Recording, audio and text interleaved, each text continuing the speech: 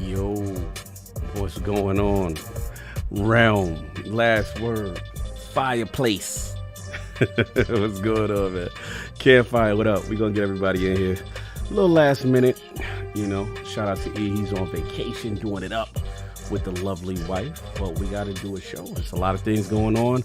A lot of this I will be doing live, live reactions. I really didn't get a chance to read the whole thing yet. I just probably read like a paragraph or two. So let me know if my levels is good. I'm going to get Travis and Scream. And Scream, I see you in the chat. What's going on? New Rad, we got mics on the side. No doubt. What's up, New Rad? What's going on? David Oros, you already know what it is. DJ, what's up? Scream, I'm going to get you. Sinister, what up? Back for that. Yeah, we're going to talk about that shiesty little Warlock. IRL Titan, my man. What's going on, bro? So look, we're going to get these people in here. We're going to get Travis. You know what I'm saying? It's going to be a very different feel because it's live reaction. But I will be back, and we're going to get this campfire popping.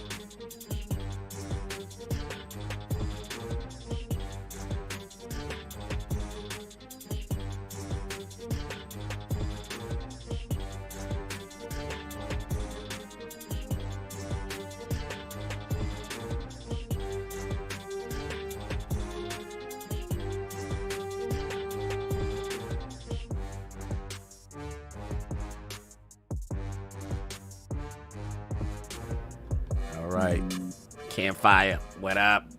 So we just waiting on Scream. He's had a little technical issue. You know what I'm saying? Taz, what's going on? Salute. Aries, what's going on, brother? How you doing, man? Salute, salute. Let me get you in here. Get that mod on you right quick. You know what I mean? So yeah, we just waiting for Scream. He had a little issue. But this gonna be a live Bible reading of the TWAB because I didn't finish it. Did you finish it, Trey? Oh, yeah, I just finished it right before we got on. I heard it's spicy. It wasn't as much as I was thinking. Okay. Yeah, okay. we'll get into it. Corey Mosley, what up? D Skills, H-Town, what up? Oh, you in the Buffalo Wild Wings watching us? Respect. So yeah, we're gonna give my man a little bit. Yo, that's hilarious. Wait till y'all see Travis's background. It's gonna be hilarious. Yeah, Titan, you're gonna be messy with that Jotun, man. I don't even want to talk to you about the fusion mods, and you already know. We're gonna get into it. But anyway, I will see you guys in a bit as we wait for Wilhe1m Scream. We'll be right back.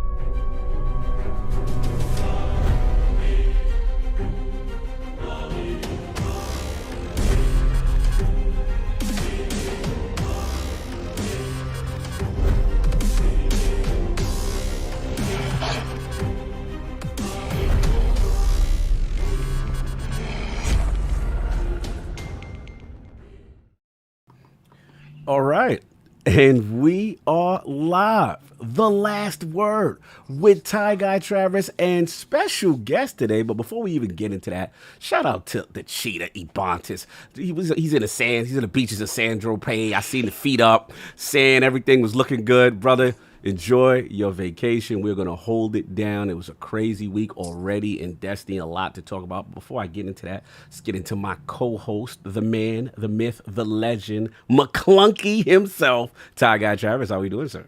McClunky, and let me just open the show by dabbing on Lakshmi's corpse. Oh! That's a savage background, bro. That's a I love it. Finally, I love she's it. gone. You can't be bagging on the death, man. No, I can, and I will. It's actually in the Bungie tradition to be doing so. So there we go. No doubt, no doubt. Turn your level up just a little bit, just slightly. You got it, man. Yeah, just slightly. And of course, no stranger to the campfire. Probably his third or fourth appearance. Good friend to the realm, met through Ebontis, and now a clanmate. My man, the legendary YouTuber, Wilhe1m. How we doing, sir? I'm doing good, man. Thanks for having me back. I'm really excited to be here with Travis. It's been like, I've been watching you guys for the last, I've been watching forever, but since he's been making like common occurrences on the show, I have been very excited to not only talk Destiny with him, but also, maybe Star. Oh man, they are. See, all right, we're gonna have to put a cap. We're gonna have to put a cap on this Star Wars talk now. No, but I love Or it. not. Man. Or not. Is there anything? Outnumber him. Yes. Is there anything you guys want to get off the system in the Star Wars universe here. before we get into this last word? This TWAB? We had a really long discussion about the sequels and the prequels, and we kind of got all the baseline off of our chest. So I'll just say, how you enjoying Bad Batch? What's been up, man? I haven't actually had the chance to watch Bad Batch yet. I was kind of watching a few other things, and then that was sort of one of those things that I was saving for when I had a chance to just. Did all the episodes come out for it all at once, or are they kind of releasing them in No, they're doing it week by week. But okay. My thought is that it's kind of a show. It's kind of a slow show. I don't really know why the show exists, to be honest. It's sort of like an additional season of the Clone Wars after all the cool stuff has happened with characters you've never met for the most part. And so there's been some highlights, but my review is that it's just an okay show. They need to do something new. I think we've had enough of the Clone Wars personally. Okay. Yeah, I might wait to watch it all at once. I guess that's a way to live your life. But anyway, we're here to talk about Destiny. So that's right. That's right. So Trav, man, let's get right into it, man. Obviously, it's been a big week. We know we got the TWAB. We got a lot of stuff to discuss there, but a big event happened this week. So let's get into it, man. Trav, let you set it off, man. An override mission, a special override mission happened. I want to get your thoughts. Was it special? Yeah. The override actual mission, I was pretty okay, well, the location's cool. They're reusing the location, but it's on, it's in the last city. That's kind of cool. But the actual activity, I was like, all right, more override. But I will say the added story and the context and knowing what was happening made that override way cooler. I actually wanted to participate in every part of it rather than going idle for certain bits of it and all that. So that was pretty cool. And yeah, we finally got a lot of answers. A lot of stuff happened, most of it off screen. Yes. First of all, this happened off screen. Yes. Lakshmi, death. You kind of hear her screaming like a wimp, and then she disappears. But she. By the way, yes. If I could just take a moment to say that I was completely right about this. I think I said it on this show, maybe it was on Fireteam Chat or both. But basically, when she was saying, "Oh, I can see into the future and it's bad," I said, "Look, I've seen a lot of time travel movies. Whenever somebody who's peering to the future says that, they're always the person who's going to cause the future that they're imagining, and that is exactly what happened, verbatim." So. Extremely predictable sort of outcome, but I'm just glad she's dead. Look at her. That's what she deserved. Before I get this, I want to ask you a question. Do you have the gun? I believe it's a SMG. It's a future war called SMG. Something variable with an S. Stochastic variable. The chat may know what I'm talking about. If you read the lore piece, it said it's her flavor text, and it's sometimes there's a variable you can account for in the futures or something that you predict, it's kind of fitting that there it is, the IRL Titan. Yes, the stochastic variable. Look at Lucas. Shout out to Lucas. Shout out to the IRL Titan. Yeah, like I thought it was like fitting. It was like poetic justice on that. So I wanted to get your vibe on that whole thing. Yeah, it strikes me as like you would have to be incredibly stupid to like you work with time travel and you haven't seen this coming. Like has she never seen a movie where time travel is involved, or like talked to anybody who's used time travel? It's like such an obvious outcome, and apparently she's like the sage of like seeing to the future, but she didn't see any of this coming. So it's like hilariously stupid of her to like not have gotten that this was going to happen, especially given the flavor text that kind of shows she knows it. And then secondly, the fact that she was dealing with this Vex stuff, and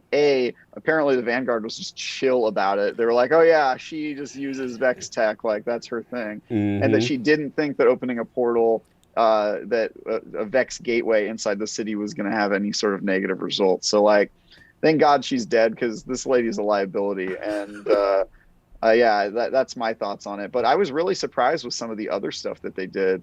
They confirmed the Osiris thing, which I mean at this point we kind of all knew.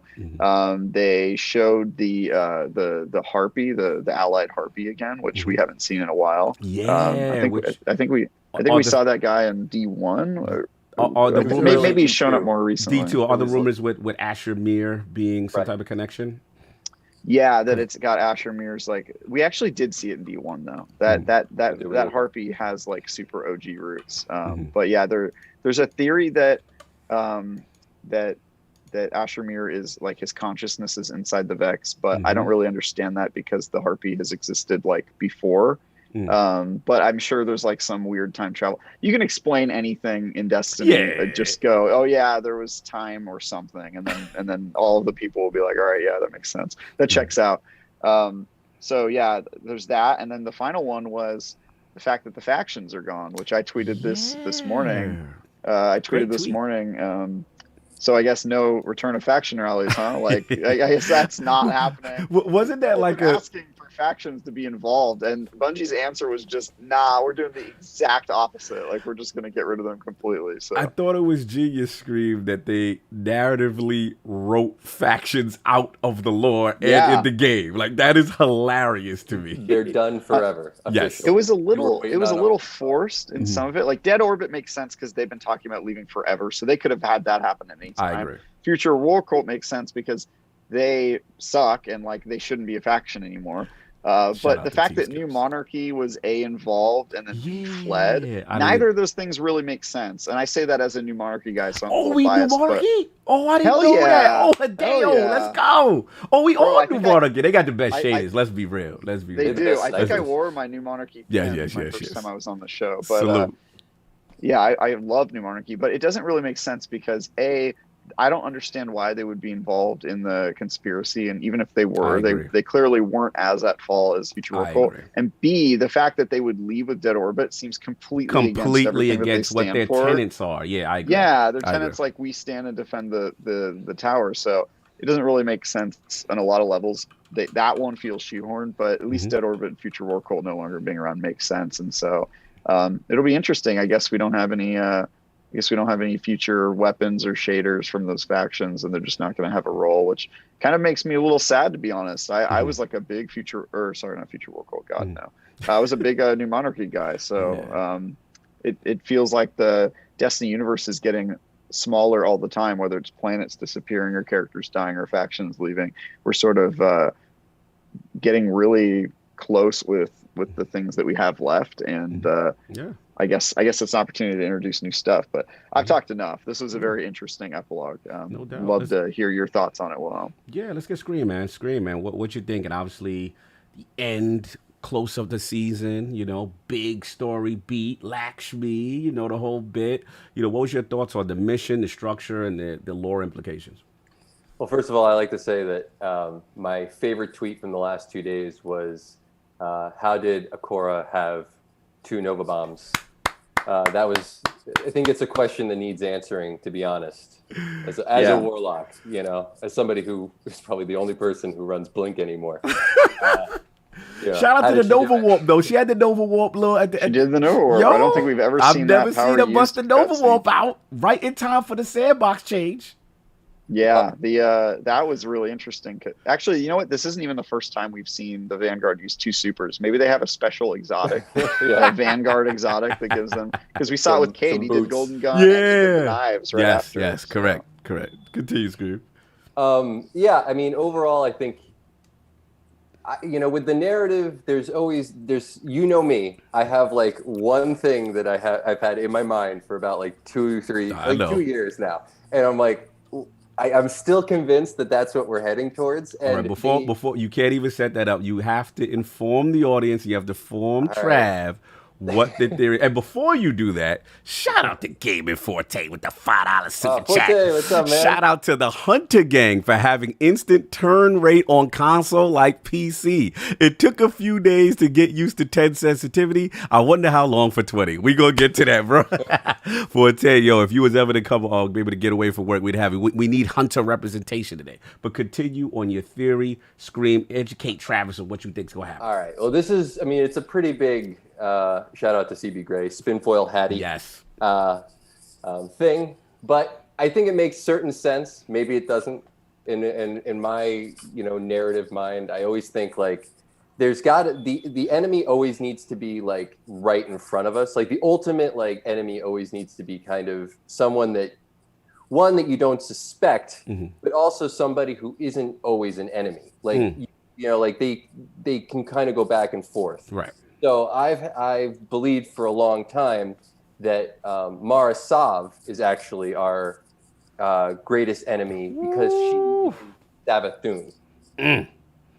She what? So you say she Mara is Sav is Savathun. He's been running with this. I don't agree, but he's been running with this. They're identical. Yes. And there's reasons to maybe think that. There's probably reasons not to. I mean, I've certainly heard a lot of arguments, but nothing has been introduced in the narrative that has necessarily contradicted that. It's kind of a big, The lack of proof is proof. The lack of proof. What you're going with. Exactly. Well, the theory breaks down to that the Dreaming City is a time it's a time bubble. It's like a singularity, and she's using that to subvert the sword logic of the hive, which is that where they get the power from, but they need to constantly feed it. But if you had a time loop, the time loop itself could essentially feed the sword logic and allow you to slowly, over time, progressively gain power without having to actually do anything. And the reason I think that that's a time loop is because there is a narrative point where Oryx, basically he gifted a Vex mine that had been created specifically to destroy the hive to Savathun, and the Vex obviously played with time travel. So it all goes back to time travel slowly by the end. And the very first Awoken became Awoken because they encountered they were actually humans. They were a ship that was, I can't remember exactly where they were, but they were somewhere in the maybe just beyond. They were out by their Jupiter. Wherever they hang out, they're in the asteroid belt. It's called the Nexus or whatever. Yeah. And they encountered a singularity, and it's not said whether or not where it came from or what, but they encounter a singularity, sort of like reminiscent of a black hole. They get sucked in. They immediately become the Awoken. Okay. So what I believe was that singularity was basically Vex tech corrupted by the hive, which we've seen now. We've seen like hive Vex sort of hybrid stuff. And I thought of this long before we ever knew there was going to be a he's been on this. I give you credit. You've been on this for a long time. Long before. So even some of the stuff that we've seen for the coming seasons has kind of played into that somewhat. So my thought was that Savathun created a singularity using Vex tech to subvert the sword logic. She created that singularity that mounted to the first Awoken, because those were the first Awoken that encountered, the first humans that encountered it, became Awoken, and she put a piece of herself into one of those initial proto Awoken, which Mara saw. And she's been sort of using that as a way to slowly gain power over time, which is why it's on a 3-week cycle. Okay. Which is so, every 3 weeks we either, the darkness either consumes it or we defeat it. Either way, it plays into her narrative. Into the loop. Right. No doubt. So with everything being said now, with the story, the epilogue, Osiris, the whole thing, like, where you at now with this whole picture? Well, I mean, the whole Osiris, like, sus thing. Where you at? When they would used to show, like, those, cutscenes of the 9, yes. And because they kind of have a point here too, but they're sort of like, they talk about the game, the game that's being played, cryptic. And that's sort of, I guess, the good versus evil, which is that, you have the traveler, which is just constantly creating stuff.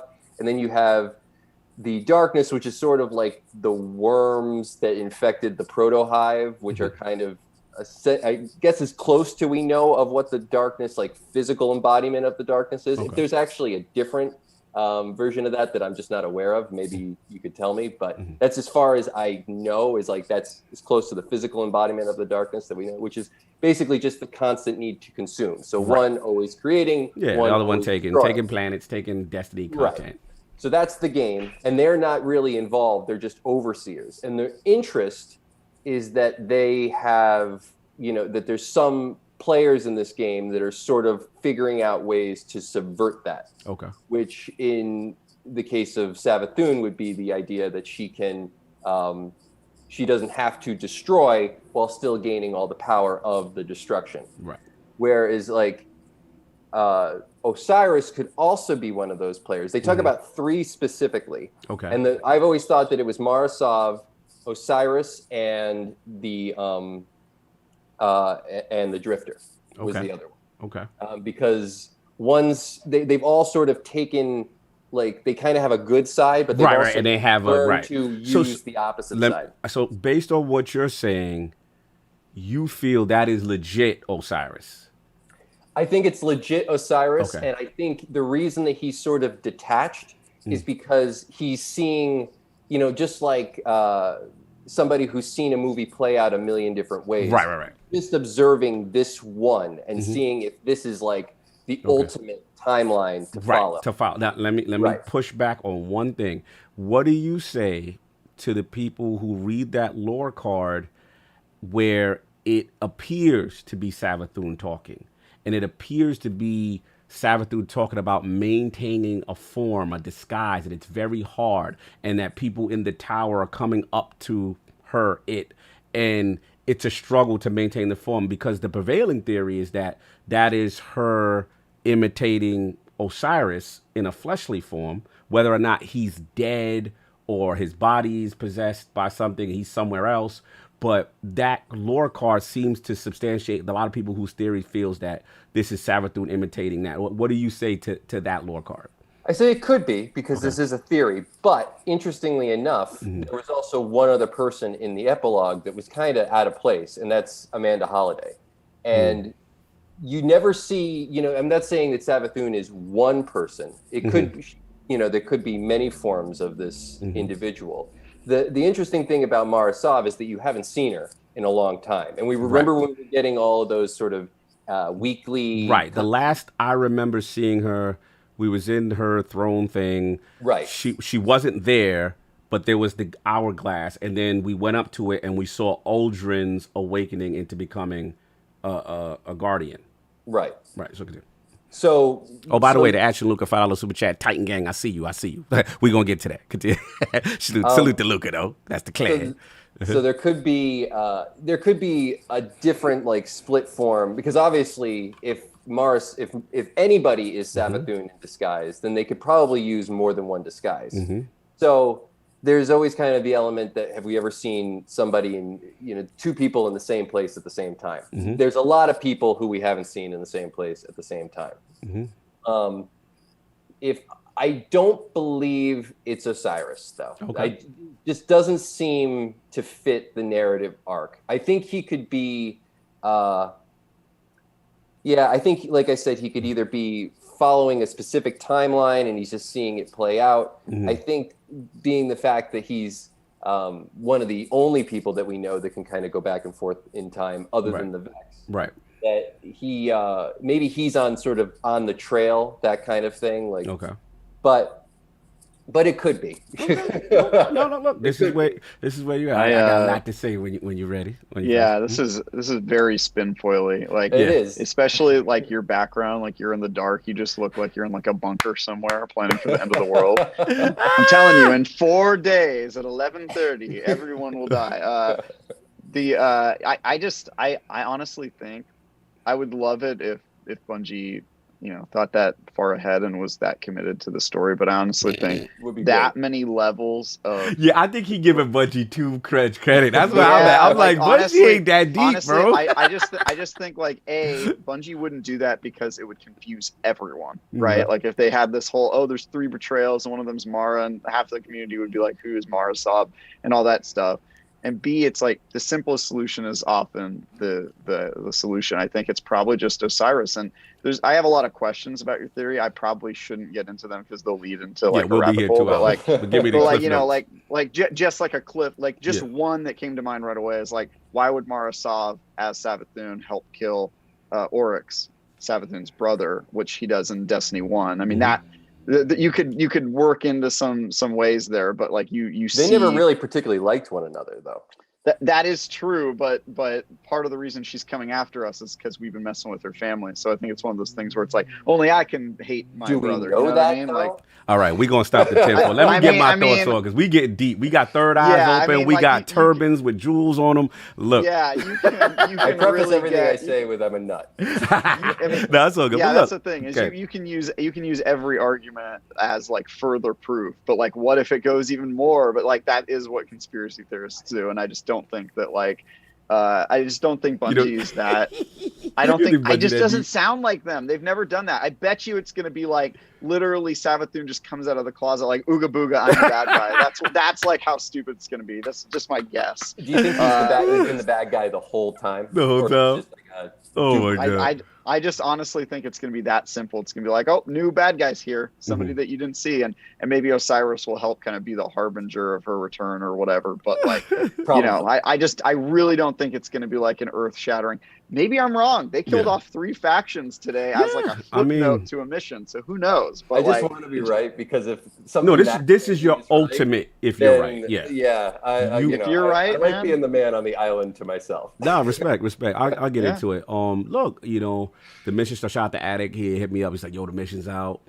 Jumped in there. Narratively, you hear the PA and her talk, and then you hear the scream. You go in there, as you see Travis's background. That was the first thing I saw on the floor. Homegirl completely bodied. She's not making the tower great again anymore. She's not being disrespectful to Fallen.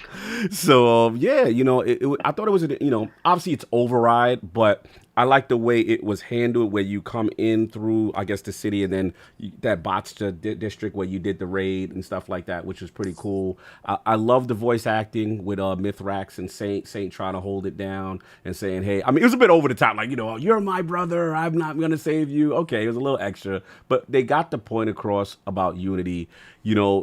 As far as Ikora on the loudspeaker, like, Osiris, come in. Osiris, where are you? I thought that was hilarious.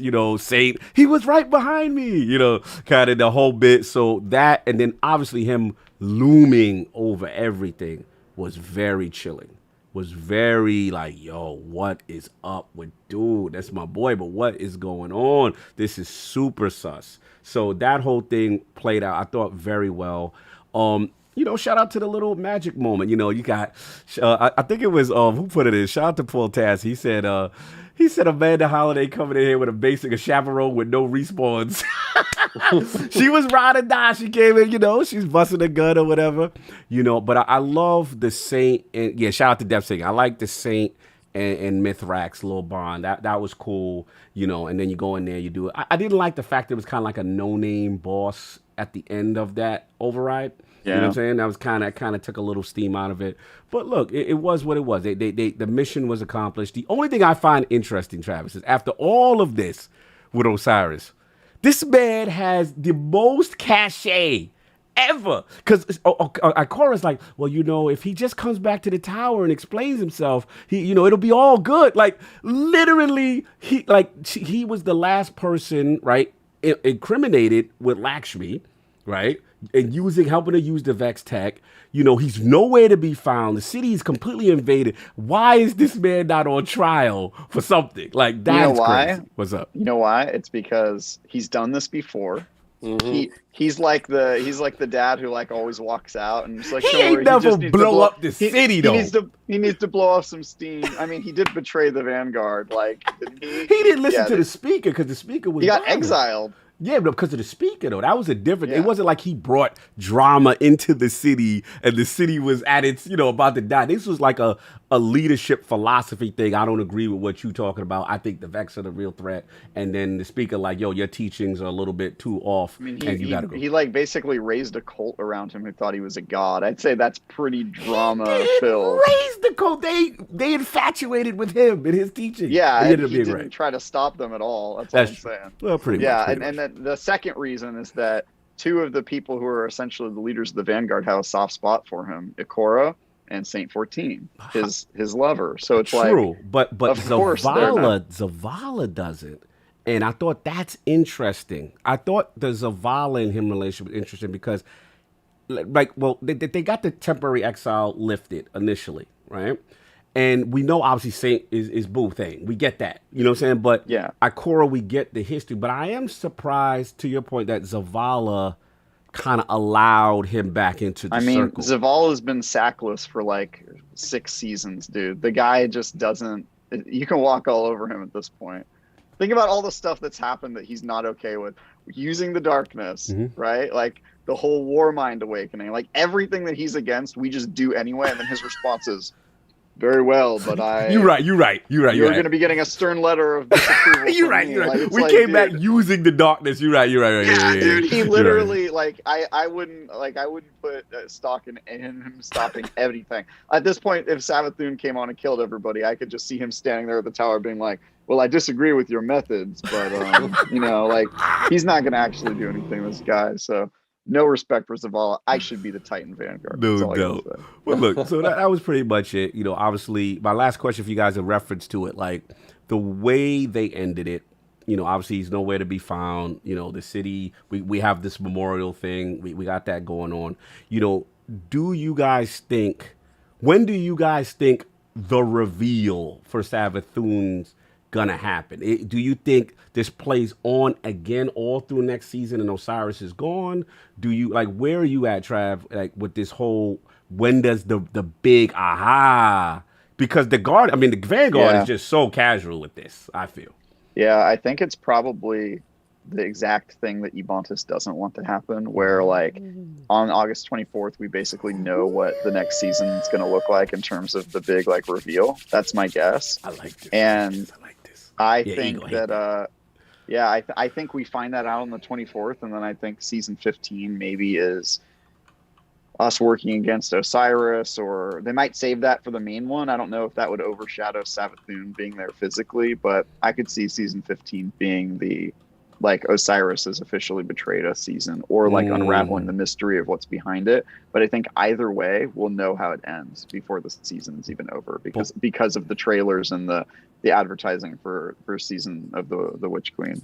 Before I pass it to Scream, your final gut right now is Osiris, or is that Savathun masquerading? And for you, Trav, what do you think is going on? I think Osiris is a puppet to Savathun, but I think it's him physically. But I think it's just, like apparently part of the city is locked with her, because we hear the city singing the Savathun song. Like there's something going on there. So I do think there will be a big betrayal and a big like Savathun is here and she's been like way many steps ahead of us. I just don't think they're gonna get like super into the lore and be like, Imarasav was actually like original spawn of. I really just don't think it's gonna be that level. I think it's gonna be like Ooga Booga, Ooga Booga simple. Yeah, and maybe we'll get some human taken because she corrupted people in the last city or something like that. You know what I mean? Like there'll be some sort of like mob or explanation for why she's even more of a threat than Oryx. But Fair enough, sir. And Scream, to your point, obviously we know what your theory is. We know what your stance is. Hold on. We got OG. It's Baby Jesus with the $5 super chat. It's going to end like Game of Thrones and the White Walkers. Yeah, kind of simple. Yeah, I feel you going. Yeah, it's all of our theories building up like Game of Thrones, and then it just turns out they're just bad zombies that you kill one time. Yeah.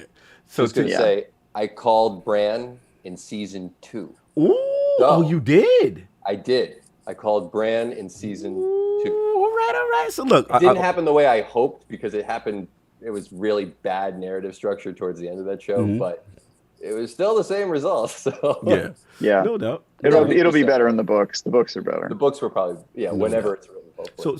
So for you now, Screen, obviously we know what theory is, but I want to ask you about the reveal of whatever, whether it be Savathun. We know which queen, the 24th is coming. So it's like, do you think this is revealed then, very end when it's time for the season, that we know what's going on with Savathun? No, I think they're going to reveal it then. Okay. I think they're going to reveal it then. Sorry, E. He hates that. Dude, it just makes sense from they got to build hype. All right. So look, I'll say my final thoughts. Obviously, I'm still holding hope that my man is either under duress, not dead, maybe body form taken, but I'm still gonna run with the theory. It's a fun. I will say this: as much as I'm an Osiris fanboy, there is a part of me that says it is fun watching this betrayal or whatever with him in it. Because I think a lot of people, it added a little bit more spice to the character. Because the way I liked him as this divine, whatever, a lot of the rest of the Destiny community did not like him the way I liked him. But in this role, it is fun to see people be like, yo, he's suspect. I like the energy towards him, the hate. So he actually fits the villain role better as much as I fanboy. So salute to Osiris and the whole thing. And never trust a Warlock. I think this is the takeaway. The main thing that you should take away is Warlocks are unreliable, easily corrupted, and I mean, my man Zavala just sits there and does nothing. But at least you can count on him to do nothing. Stand there and do nothing. Thank you, Scream.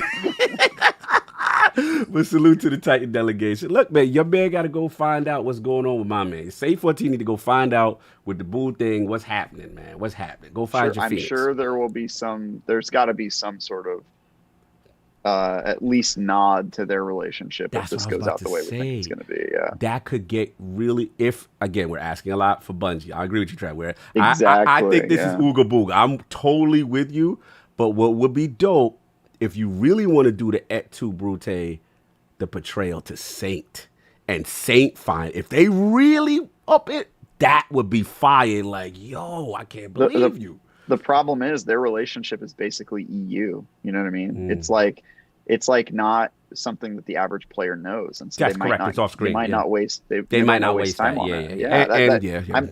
It's Ooga Booga. Yeah, you're right. They keep things super simple. So I would love if they did like a thing where like there was a mission or a lore entry or something. I'm sure they will do that, but I just don't see them making it part of like the main narrative. I don't think we get a cutscene where he's like, Osiris, how could you? I don't think. No, if I'm wrong, I will be so happy. But I just at this point, man. Like, no. I'm with you. Yeah. I'm with you on that. Shout out to the IRL Titan. Safe14 will buy you ice cream if you told him you had a bad day. Osiris will give you a lecture. Salute. Death Singer, stop it. Hashtag don't trust. Stop it.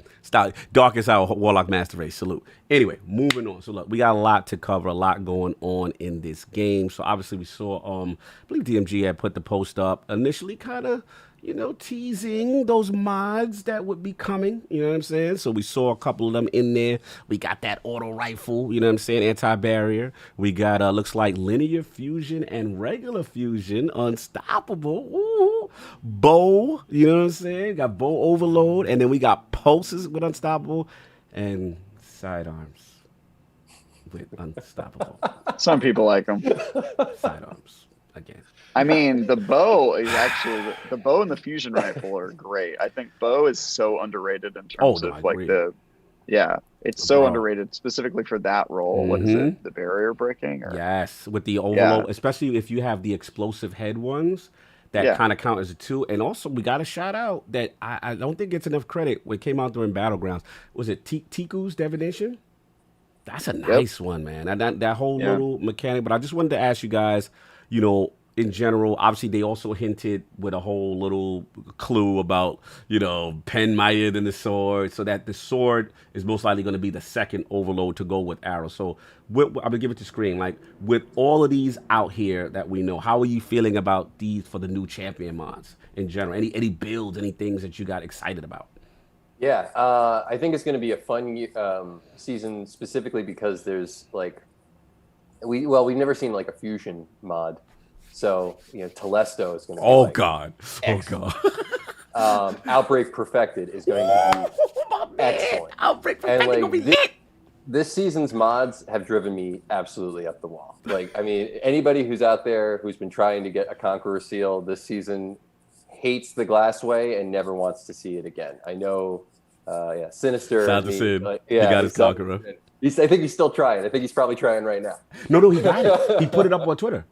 Oh, he tweeted it? He got his Conqueror title. He put it up on Twitter. Shout out to Iron Wall Podcast Clan. I see you. Continue, Taz. I see you. What's going on? Continue. Shout out to it's just it's been rough. I really liked last season when we had the sniper mod. I think that the best thing that they could have done. I love that one. I don't like it when things get made more difficult simply because you have to use two primaries. I think you should always be able, in every single strike, to be able to use how it's intended: a primary, a special, and a heavy. Fair enough. When you can't do that, I'm just sort of disappointed. It makes me not want to play the activity, honestly. So, and also these, Outbreak has been, Outbreak and Telesto, they've been around forever. Mm-hmm. I never feel like I get to use that many exotics in the strikes. Good point. I feel like you should always be able to bring at least one exotic with you. You can use Wither Horde right now, which has been really good this season, but you don't get to use it all the time. Mm-hmm. And so there should always be, I think, 2 or 3, maybe 4 exotics that you can bring with any single build. So I think that I don't know if I don't know if Bungie realized that maybe they made it a little too I don't know, just stagnant this year when it comes to those champion mods, but it seems like they're definitely doing us a favor next season with the ones that they've announced. Mm-hmm. No, fair enough. Let's actually, before I pass it to Trap, any particular, I know you said Outbreak Perfected, any other particular loadouts that you're excited to maybe try besides Telesto and the obvious? Well, I'm curious if what's the heavy bow? Leviathan's Breath. Leviathan's Breath. Mm-hmm. Yeah, I'm curious to see how that will work, because that's beast. That's probably. It's not the fastest DPS, but it definitely is one of the hardest single shot weapons in the game. The only thing I remember last time bows were Overload, and I remember using Leviathan's Breath. The fact that it had the intrinsic unstoppable property canceled out the Overload. So I don't know if they seem to be against the exotics that have the intrinsic ability to have an additional one with the mod, but we'll see. And then what's the other bow that's the special? Is it Trinity Ghoul? Yes. It's Arc one, the one that has crazy. Right. Yeah. That would be cool to use too. Yeah. I don't think that has an intrinsic perk on it. No, you're right. You're absolutely right. All right. So let's get TWAB, man. You see the mods. What were your thoughts on it? And any loadouts, any things you're excited about running with? I know you got the sidearms ready. Yeah, that's me. You know how much I love sidearms. No, I think it's kind of cool that we can have a full loadout of all of our breaker, all of those mods without having, basically we can do it all with primary weapons, right? There's bows, there's pulse rifles and auto rifles, and that will take care of all of your needs. It'll give you, we've got the anti-barrier on the auto, the unstoppable on the pulse rifle, and the overload on the bow. I think that's awesome. So I'll probably just switch between those, but honestly, I'm just most excited about fusion rifles. Swords, swords have always kind of had a role, and if you're playing a really high-end activity, it's not going to be useful anyway. Like Grandmaster, you're just not going to be able to use a sword most likely. I'm sure somebody will prove me wrong, but it probably is not the easiest clear. And the fusion rifles just haven't had their time in the sun, I think. So I'll probably rock with pulse rifle, fusion rifle in the middle slot. Maybe I'll do GN7 maybe I'll do Sleeper Simulant in my power That's slot. the one. Sleeper And gonna then, be yeah, lit. so I'll probably do Forgot about GN7 in the special slot, Sleeper in the power slot, and then in my top slot I'll do maybe an auto rifle or a Nice. bow or something like that. So Okay. yeah, just to handle all of the. Sorry, actually, pulse rifle and fusion rifles do the same thing. They're both unstoppable. So yeah, I'll have to choose between those. But yeah, it gives you some. I feel like this season's setup gives you a little bit more freedom with how you do it. Yes, we're gonna have to continue to reset our artifacts to get the right mods that we need, and yeah, all that annoying stuff. But yeah, I'm definitely going to have some fun with this one.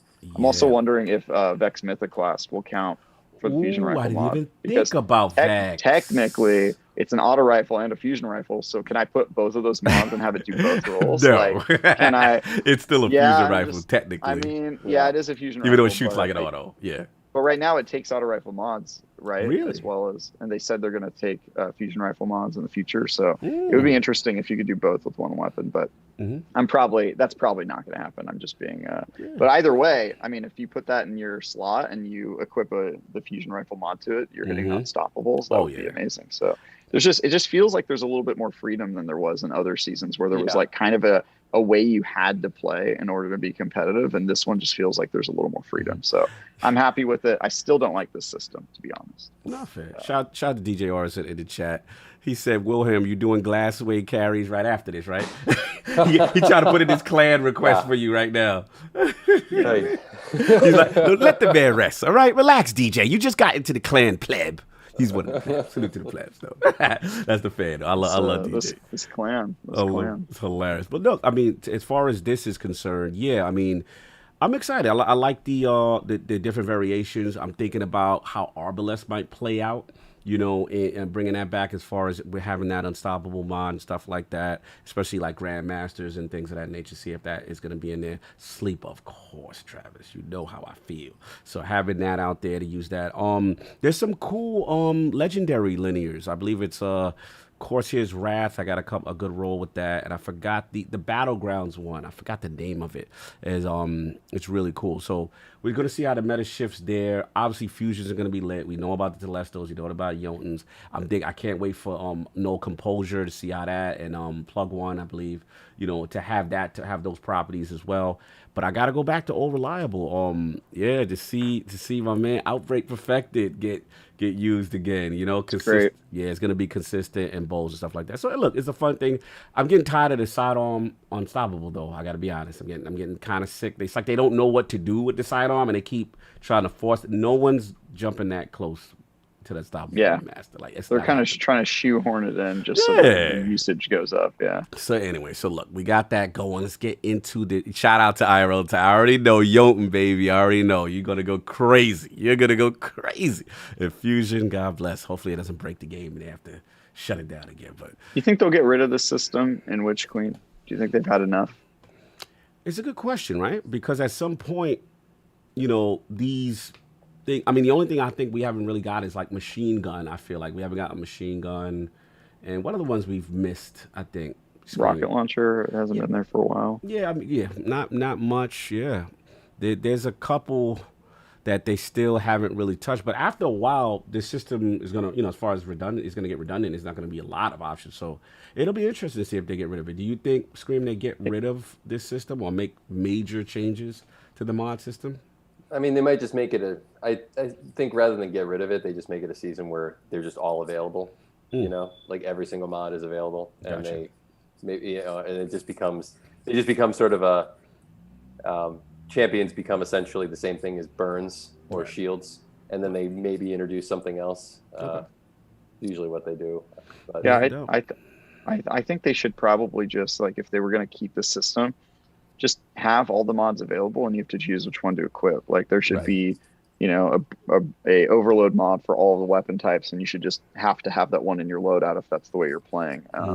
But you should be able to keep them all. But I just think the system, like, what they're trying to do, control the sandbox and decide the way that you play for you, it's really going to be detrimental to the experience if Witch Queen comes out and there's a certain set of weapons you have to use, Like, I don't want my loadout to be decided for me when I go and fight Sabaton. You know what I mean? Like, that's the part I just think this whole, it needs to go the way of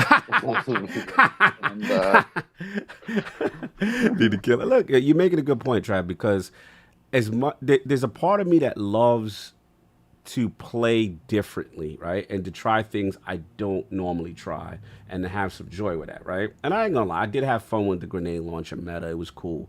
But then you're right. There's sometimes where it's just like, yo, I just want to use what I want to use and not be forced into this. Okay, if I don't play this way this season, I am completely not being effective and efficient for my fire team or the raid or whatever. So I do understand your point there, and it's a balance they're gonna have to try to navigate. So look, we got a lot to get into. Meaty TWAB. Shout out to IRL Tight. He says the Lakshmi treatment, coin it, trademark it. No doubt. Bungie, we don't do that here, Cog, no doubt. So look, real quickly, I'll just glance over this part. They did talk about fine tuning in reference to shout out to Forte, who mentioned it early, controller sensitivity and traction, the traction mod itself. So they felt that the traction mod was mandatory for PvP on controller and unnecessary on mouse and keyboard. They felt to be more appropriate as an accessibility option rather than a balance choice. Players have also felt maximum 10 sensitivity wasn't enough on controller, so they're making some changes to controller input closer to parity with keyboard and mouse. So they added a sprint turn speed scaler option, allowed value 0.3 to 0.8, removed the traction mod entirely. Added additional controller sensitivity options. 1 to 10 sensitivity is the same as before. 11 to 20 increases over that. And then they added an ADS sensitivity modifier. So quick thoughts on controller. Were you guys feeling this? Yay, nay? Where you at? Yeah, I play on max on controller, so I'm wondering if I can get the 20 sensitivity down, how much that would mess up my game. But I guess now's a good time to test it out before crossplay happens, because it could potentially, if you become good at it, make you competitive with mouse and keyboard. I mean, more than I already am. Woo! But, flex on them, flex on them. That's that PvP talk. Let's go.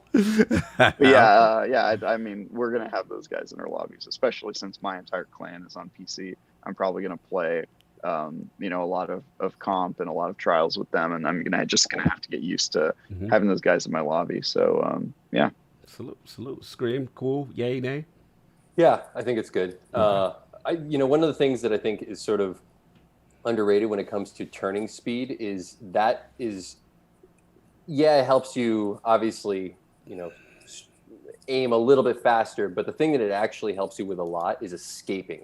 Like that's one of the things no one really realizes is when you can turn quickly and you can just poke a corner, shoot, and then immediately turn. Like the quicker you can turn and scoot away or slide away, that's what allows you to stay alive. And that's like one of the things that, when I would play on PC, it was just like, I just found like I actually find that the Crucible experience on console is actually a lot more fun than PC for maybe reasons that aren't really associated with that specifically. But I found that I was able to actually, even though I could slay more on console, I was able to stay alive more on PC. So, I like with crossplay coming in, it's going to be essential because those guys, if you're on a mouse and keyboard, there's no way that anybody who's on controller is going to be able to. I mean, even if you have a good shot. Those not named Travis, you mean? Those not named Travis. Travis, he handles them. But continue. No, I honestly, there's lots of people on PC who play on controller and just kick the crap out of mouse and keyboard player. A lot of them are in my clan, which is why I'm just like, I don't really care about the mouse and keyboard thing. But there's not parity between using controller on PC and on console, and I think that's what this is trying to address. Because using controller on PC is far superior, or at least easier than using it on console. And so I think they're trying to make it so that if you're playing on controller, no matter what platform you're on, it's sort of a equal experience, unless you're playing on the DualShock 5, because that controller has sticks located on the wrong part of the controller, but that's okay. When it comes to headshot accuracy on PC using a controller too, it's way easier. Like you get like zero recoil. So Apologies, PlayStation Nation, for the outburst of our co-host there, or the slander, the consistent dual sense. I love PlayStation, but that controller is not good for shooters. I'm sorry. It just, the staggered sticks are the way to go, man. No doubt. He died on it. No doubt. So look, I think we're in agreement there. Yeah, I mean, I was actually surprised to see this. Thought it's really cool. Right before crossplay, let's get everything as closely aligned as possible. So, yep, that's all I got on it. So let's get into it. Meaty TWAB, super regenerating exotics. This is a big one. So, of course, in Bungie fashion, they said in some cases they feel that this could trivialize the content or make it feel like the only reasonable option to equip for your build. Most of these changes here to aim to standardize how these exotics work and to place a cap on how much super uptime they can grant by themselves. To offset these changes, some of the perks were reworked to be more generous with their refund minimums. So let's get to it. Shards of Galanor increase the amount of supers granted for hits, but total super regain is now capped at 50%. Ursa Furiosa capped the amount of super energy you can regain once your super ends at 50%. Skull of Dire Armankara increased the amount of super refunded per kill, but total super gain is capped at 50%. Phoenix Protocol. I'm sensing a trend. Yes, cap the amount of super energy you can regain once your super ends at 50%. Storm Trance's Brace. This one's a little different. Now also refunds up to 50% of your super energy after your super ends based on the number of kills. That never did that before. All that was just granted energy before. And that needs to happen, though, because that exotic was useless. Useless. Completely agree. Geomags. Where's Teddy? Where's Teddy? Remove sprint to top off your super. This part of the perk led to a higher uptime in PvP than was healthy and gave attunement of control warlocks an immediate renewable supply of super energy for paying for mod costs like special finisher in PvE. Overall thoughts briefly on the super reworks. Fair, yay, nay? Where you at, Trav? Yeah, I think Geomags definitely needed to happen. Some of the other ones, I actually don't think the 50% cap is really going to change much because, for example, when you're doing the Ursa Furiosa strat in Grandmasters, really that strat isn't about your refund. It's about the fact that you're generating a ton of orbs and putting them on the ground and then helping your guys like give each other your super. And that's still going to be happening. And the fact that it's capped at 50% really doesn't change that. It just means that you're going to have fewer orbs accumulating every time you use it, but the strat is still going to be the same. It's like pull up the wall, take as much damage as you can, drop all those orbs like mad, and then let your friend pick them up. Like DJ knows we did that a couple of try to get I mean, that's the way to do it. That's like that's the meta for Grandmasters, which I don't think that's going to change it, but it will change some of the other like cheesy stuff that is a little bit less cooperative, and Geomags, like in particular, like thank God that's happening. Cause, that's Paul one for Geomags. It was a good run, but we know it was unfair. Run, man. It was unfair. Sorry, Teddy. But Scream, overall, like, do you agree with the philosophy on this? Do you think this is a heavy-handed Bungie approach? Is Daddy being unfair? I'm kind of the opinion it's not really going to change much either. I mean. Yeah, some of the stuff it sounds like a lot, but is it really? you know, like is it really? Like you said, like the orbs. I mean, have you seen how many orbs that can drop? It's ridiculous. It's like 20. Yeah. Yeah, I can get. You can get like 2 supers out of one. So we'll see. I think though, the Geomags. I haven't really used them that much, but it's beastie. It's beastie. Those are the ones for middle tree. Because basically you'd get to about 80%, and all you have to do is sprint, and you'll see the indicator on the screen say topping off Chaos Reach, and then it'll really push you right to that 100% in seconds. And you uptime when you super. Yeah, I was actually using those a bit. Actually, Sin told me to use them for the Grandmaster for the Glassway to take out the champions, but. Yeah, we'll see. I mean, like I said, I don't think it's gonna change much. None of the ones that they mentioned are really my go-to exotics. So, Fair enough.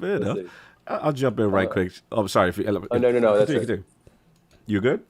I'm good. Yeah. Oh, okay. No. Shout out to Ty. He's being messy with Geomag Warlock. He's right though. He's right, man. He's right. You He's play right. trials or comp, that's literally what happens. It's just warlocks running into walls or circles, and it's just like, all right, dude. Like, that's the only way you're gonna beat me? Really? Yeah, Is that yeah. you have a beam that's an instant kill? And the fact that they now nerfed the beam going through walls. So Geomag Warlocks, look, you had a run. It was fun. Look, actually, the thing I got out of this the most to me was Storm Dancer's Brace, because that was the one that made the Stormcaller actually more powerful with each kill, if I remember. So that is exciting to me, that it's going to also refund a little bit of super energy. That's going to get a lot of play now. And with the perks to the buffs to Stormcaller, I believe last week, Stormcaller, look out for that. That's gonna be pretty. That could be in the meta, so look out for that one. Let's get right into these retunes and reworks. Hunter Bombardiers. All right, so now the bomb now has a secondary effect based on your subclass type. It blinds for arc, blinds for solar, slow for stasis, suppress Burns for for solar. Sorry, burns for solar, correct. Slow for stasis, suppress for void. Note the suppression will not affect a guardian in super, excuse me. Graviton Forfeit increases the bonus of invisibility duration. The melee regeneration speed now increases based on the number of enemies near you. While you are invisible, your recovery is greatly increased and your weapon reloads more quickly. Lucky Pants added intrinsic hand cannon holster mod. Replace previous functionality with the following. When you ready a fully loaded hand cannon that deals kinetic damage or damage matching your subclass energy type, for a short time, each hit against a combatant from that hand cannon increases the damage of the next shot. Note, no, Hawk Moon won't be able to one-shot a raid boss using these legs. Other hand cannons will get a fun edge in combat, though. What is a hand cannon holster mod? A new kind of mod that reloads stowed weapons. More on that below. Really quick on the hunters. How we feeling? Bombardiers, Graviton. Bombardier seems like the most interesting change. I'm sure it will annoy me to no end in Crucible, but I like what it's going for. The fact that it has different ways it can be used based on the subclass you have equipped. So that's kind of interesting. Anything else got your fancy forfeit pants, Bombardiers screen? You're muted, sir. You're muted, sir. Yeah, you probably muted in. Here you go. Sorry. Yeah, you go. I feel like Graviton Forfeit is going to be something I have an issue with. I just feel like I don't play Hunter a lot in the Crucible, but they annoy me already. So an invisible one, just more invisible, more health. That just seems like it's going to annoy me. We'll see. You might see that uptick in PvP. That's what you're concerned about. It was always the coolest looking exotic, I will say. Cool looking. Definitely one of the coolest. Yes. It was one that I like to use. It was actually the first one I ever got. Whatever the season was that came out on my Hunter, and I remember using it quite a bit back in D1. So it'll be interesting, but. Fair enough. Look, pretty much agree with you guys. All I gotta say is this hand cannon holster mod. We learned about that. That's interesting. So curious to see what that is. But largely, I just gotta see how it plays out. That's how I feel about the hunters. Titan, Precious Scars will now also create a burst of healing and bonus recovery around you whenever you kill an enemy with a weapon why is Travis making that? Whose damage type matches your subclass type. Icefall Mantle, remove the slower class ability recharge scaler. Titans, where you at, Trav, with this? This whole section confuses me. There's a lot of Titan exotics that are useless, and the fact that they chose these ones is mind-boggling to me. First of all, Precious Scars, maybe I'm wrong. Maybe that'll be super cool, but it just seems to me like a very specific use case. If you heal an enemy on a Thursday using a sidearm in your secondary slot, then in those circumstances you'll get this buff, and it's just all right, well that's never gonna happen. So, I gotta be a Thursday. I don't know. I'm just saying I love that analogy. I love it. It says whenever you kill an enemy with a weapon whose damage type matches your subclass type. You have to think you gotta think that's too ahead much. That's so much better. One benefit. It's you're right. Why? Yeah. So I just don't want to. And then Icefall Mantle, that's a good way to buff it, but that was such an underwhelming exotic. You're gonna have to do a lot more to get people to use it, in my opinion. And meanwhile, there's like 15 Titan armor exotics that are useless. Like triple F tier trash. And we and this is what we're buffing.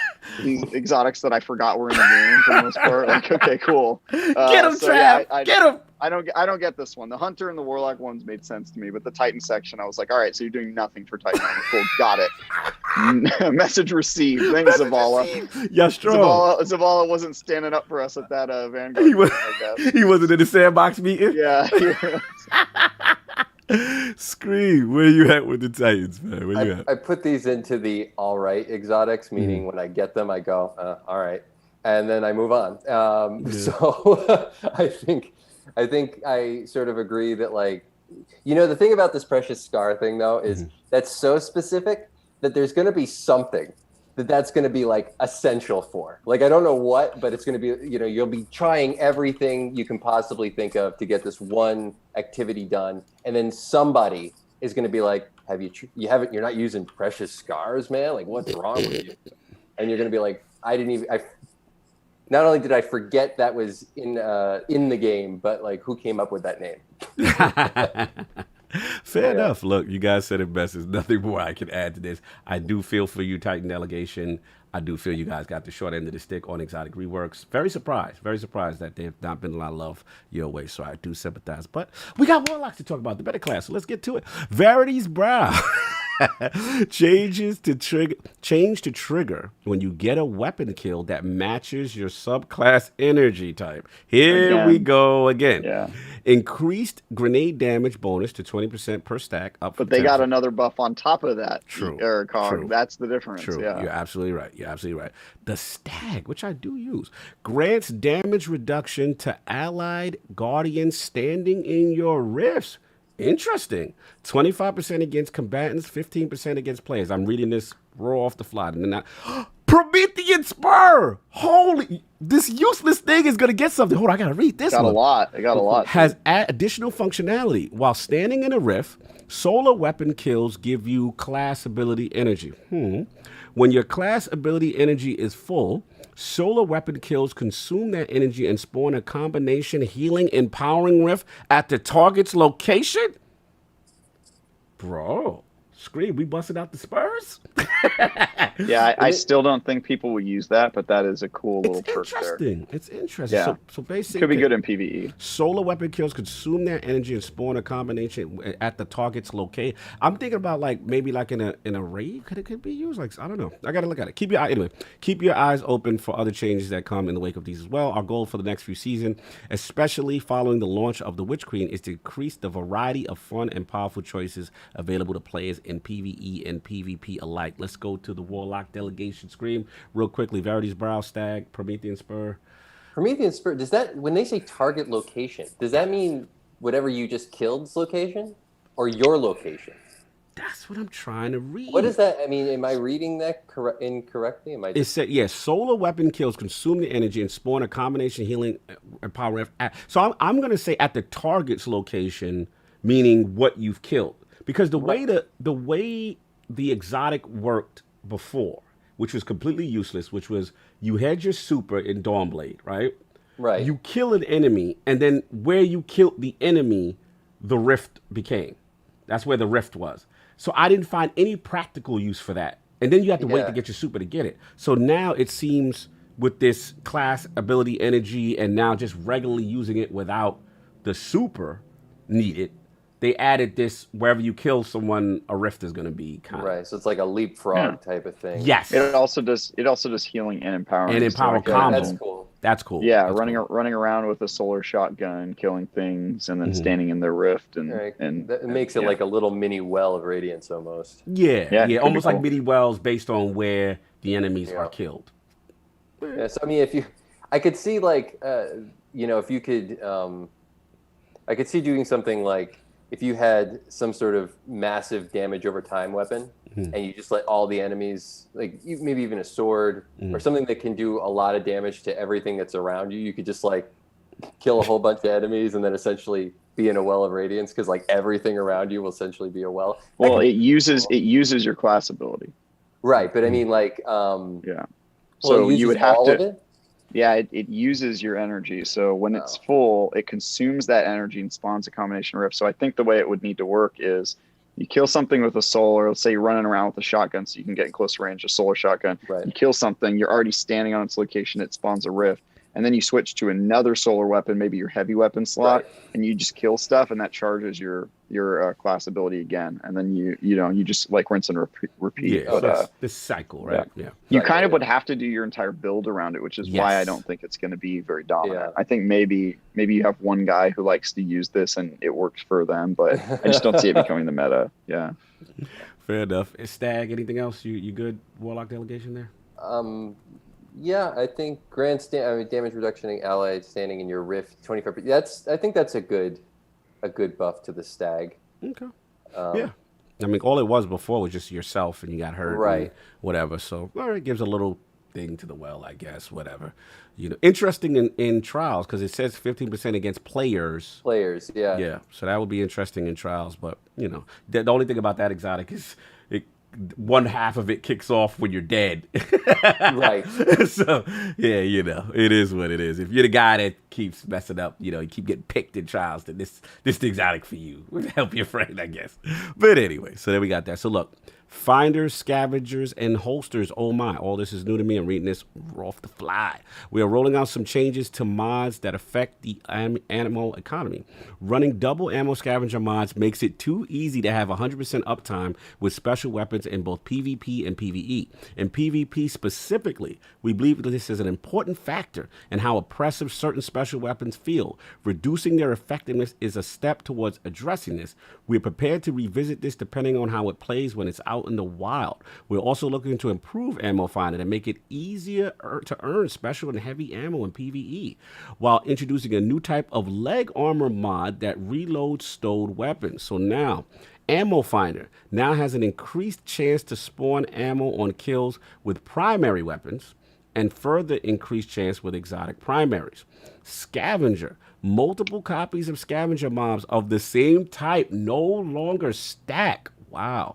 Holster. This is a new type of leg armor mod that will gradually reload stowed weapons of the matching type over time.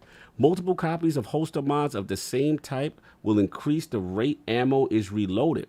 The following weapon types will have holster mods: auto rifle, fusion, grenade launcher, power. It's all of them. All of them, pretty much. Yeah, I'm like, okay, thank you for saving me for that. That's like all of them. I think it's all except rocket launcher. Except rocket launcher. Thank you. Hand cannon excludes Ariana's vow. Oh, so we ain't getting that. Yeah, that makes sense. Makes sense. That would be really OP. Yeah. Rocket launchers, breech-loaded grenade launchers, and bows will not have holster mods, as we don't want to affect any weapon that has a magazine size of 1. Ammo Finder. Trav, where we at with this? How we feeling? Yeah, it seems like Scavenger had to die so that Holster could live, right? Like they're kind of nerfing what Scavenger does so that you have to get this other mod to reload your weapons while they're stowed. But we'll see how that works. I'm glad that Ammo Finder is going to be buffed a little. I just have always thought it's not a good mechanic that I have to think about my ammo and like manage that economy while I'm playing a shooter. That really bothers me sometimes. Where like the reason I can't beat an encounter is because I don't have enough ammo. And back in the day, I used to pop on ammo synths, which was a terrible idea, but at least there was a solution. Now it's like if you get bad with that RNG, you just kind of have to sit around and wait for your ammo to come back, which I've done in Grandmasters and stuff. So, I mean, these seem like I'm always a fan of them giving more mods. It seems like in this case they're giving a mod to weaken another mod, but still provide a way for you to reload weapons. But whatever, I'm sure it'll be fine, and it gives you more mods, so that's cool. No doubt. Scream, where you at, man? Scavenger, are you a dirty double scavenger user? Depends on what I was using, but I kind of agree with Travis. It just seems like a mod rework. They don't want you double. They want you to have 2 mods so that it seems, I don't know, more like in synergistic. Punch. Yeah, a little bit. Yeah, but I don't think it's really going to change that much. I agree that like I kind of feel like they should bring back ammo synth in a way, but because I kind of like the ammo. I wish there was like a way you could trade something for something else. So if you had like an overabundance of one, say you had an overabundance of special ammo, you could like trade up for primary or for heavy if you wanted to. But yeah, these sort of things. I mean, you always throw them on. I never really find myself thinking that much about it. You know, just kind of, I guess trying to find as much. It's always like the last thing. Like if I'm putting a build together, it's always like, okay, and I'll put an ammo scavenger mod on this because it works here. I have room for it, you know? Right. No, I mean, I hear you. This was definitely surprising to read. Obviously, this is new to me. I think for me, the interesting one is the what is it? The holster, the gradual reload. So basically, I shout out to New Red in the chat. It's almost the reconstruction perk in a mod. Because remember we had reconstruction from Deep Stone and you'd have those weapons, you know, automatically reload and stuff. So that's interesting that they're encouraging that play style. Right? Reconstruction happens when you're using the weapon, though. That is true. You're right. Not when it's stowed. You're absolutely right. But what is there a I feel like there's something in the game that when it's stowed, maybe I'm wrong. Auto-loading rehold. Yeah, there's I think there's a Titan exotic that does that exact thing. It like reloads your auto rifles or something. Yeah. So there's a few exotics that have like this intrinsic perk that I'm sure will need to get reworked now. Of course, they didn't put anything about them in the TWAB with the armor reworks, but you know, but yeah, I mean, look at the auto loading holster, but that true, and it's interesting that they're encouraging that playstyle, which to me encourages swapping weapons, but you know, they're definitely against scavenger with having a lot of the ammo, so it's an interesting gameplay choice. Remains to be seen how much this affects. And I just thought the ammo, you have a chance to spawn ammo with the primary weapons. Okay, fine, whatever. The next one, oh yeah, shout out to New Rat Peacekeepers. Salute. Yep. The next one, here we go. Whoa, Warmind cells. They just straight up. Me. Yeah, you in trouble, Scream. I'm coming to you for this one. What, to be blunt, these are currently too powerful. Daddy has decreed this is getting the nerf, y'all. It's coming down. This isn't a surprise. Even at the introduction, we knew they were very strong. That was the point. At the time they were created, they were only expected to last for about a year. At least they're honest. So we could push the envelope on something cool and flavorful, knowing that they wouldn't be around breaking things forever within the force of Rasputin's explosive wrath. They would have a time to shine, but eventually leave and make room for the next exciting thing. Okay, so they go on Oblivion. Let's get to it. Base Warmind cells. Reduced radius of the explosion. Effect range of the Warmind cells from 10 to 6 meters. Reduced damage of the explosion of Warmind cells. Previously 200 to 400. Now 50 to 250. Global reach. Increased the mod cost of global reach to 3. Reduced the amount of radius increase 20 to 10. Cellular suppression. Reduce the duration of the suppressing effect when using cellular suppression. 3 seconds to 2 seconds. No, not Rat the Rasputin. Reduced bonus solar damage. Previously 100 to 200. Now 25 to 100. Damn. What? I got to go straight to Scream. This is you, bro. This is... Woo. You're my guy. We do these Grandmasters. You got the builds, bro. Sad day. Pull it out for the homie. Although they don't say anything about the healing ones, which are also kind of important. Like I actually end up using a lot of those. So, you know, we'll see. I mean, it's going to be. I mean, I think every good build, you have to have at least something that creates a Warmind cell. Like if I don't know, end-game activity has been like undoable without having something that creates a Warmind cell for me. Since which season did they come out in? Was it season of the Chosen? Season of I can't even remember. They feel like no, it was the no, it was way before that. Yeah, it was way before. It was like during, last it was during fall. Yeah, it's been a minute, y'all. Chat, help us out. What season last did Warmind spring. cells? Yeah, when did Warmind cells debut? I can't remember, but yeah, it's been a while. What season was that? It was when we had those public events with where you Yeah, you have the towers show up and Worthy. Their rivals. New Rat says Worthy. Season of Worthy. Oh, that series did last mad long. I remember that season. I think. Or was that Arrivals? I'm getting my yeah, I'm getting my joint. The Bunker season. I'll say the Bunker season was Season of Arrivals. Season of the Worthy, Daniel. Okay. But yeah, I mean, I think that this had to happen eventually because I mean, if you see anybody like speed running anything, they're using Cell Bills. Wrath of Rasputin. Mm-hmm. You know, they're using Global Reach. So I just hope that they've been probably the most dynamic mods that I've seen in the game. I hope that it means that there's something else that's kind of coming. Looks like the next section like we're gonna get into that, but continue. Yeah. So I guess as we read, we'll see how they're going through it. I think it will be one of those things now where, the damage reduction is. I just hope they don't become completely useless. Right. That's the thing with Bungie sometimes. Yeah. Right. I don't want them to be just some superfluous thing, you know.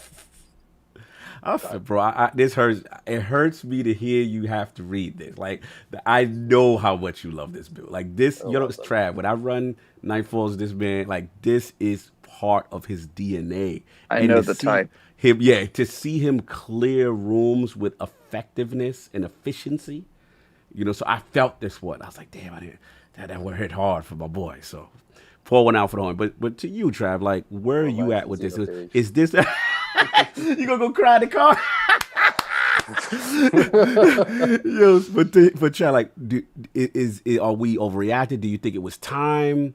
Like, Trav, where are you at with this? Yeah, I say burn it down. I'm glad this is happening. Honestly, I would be okay if they took it out of the game altogether.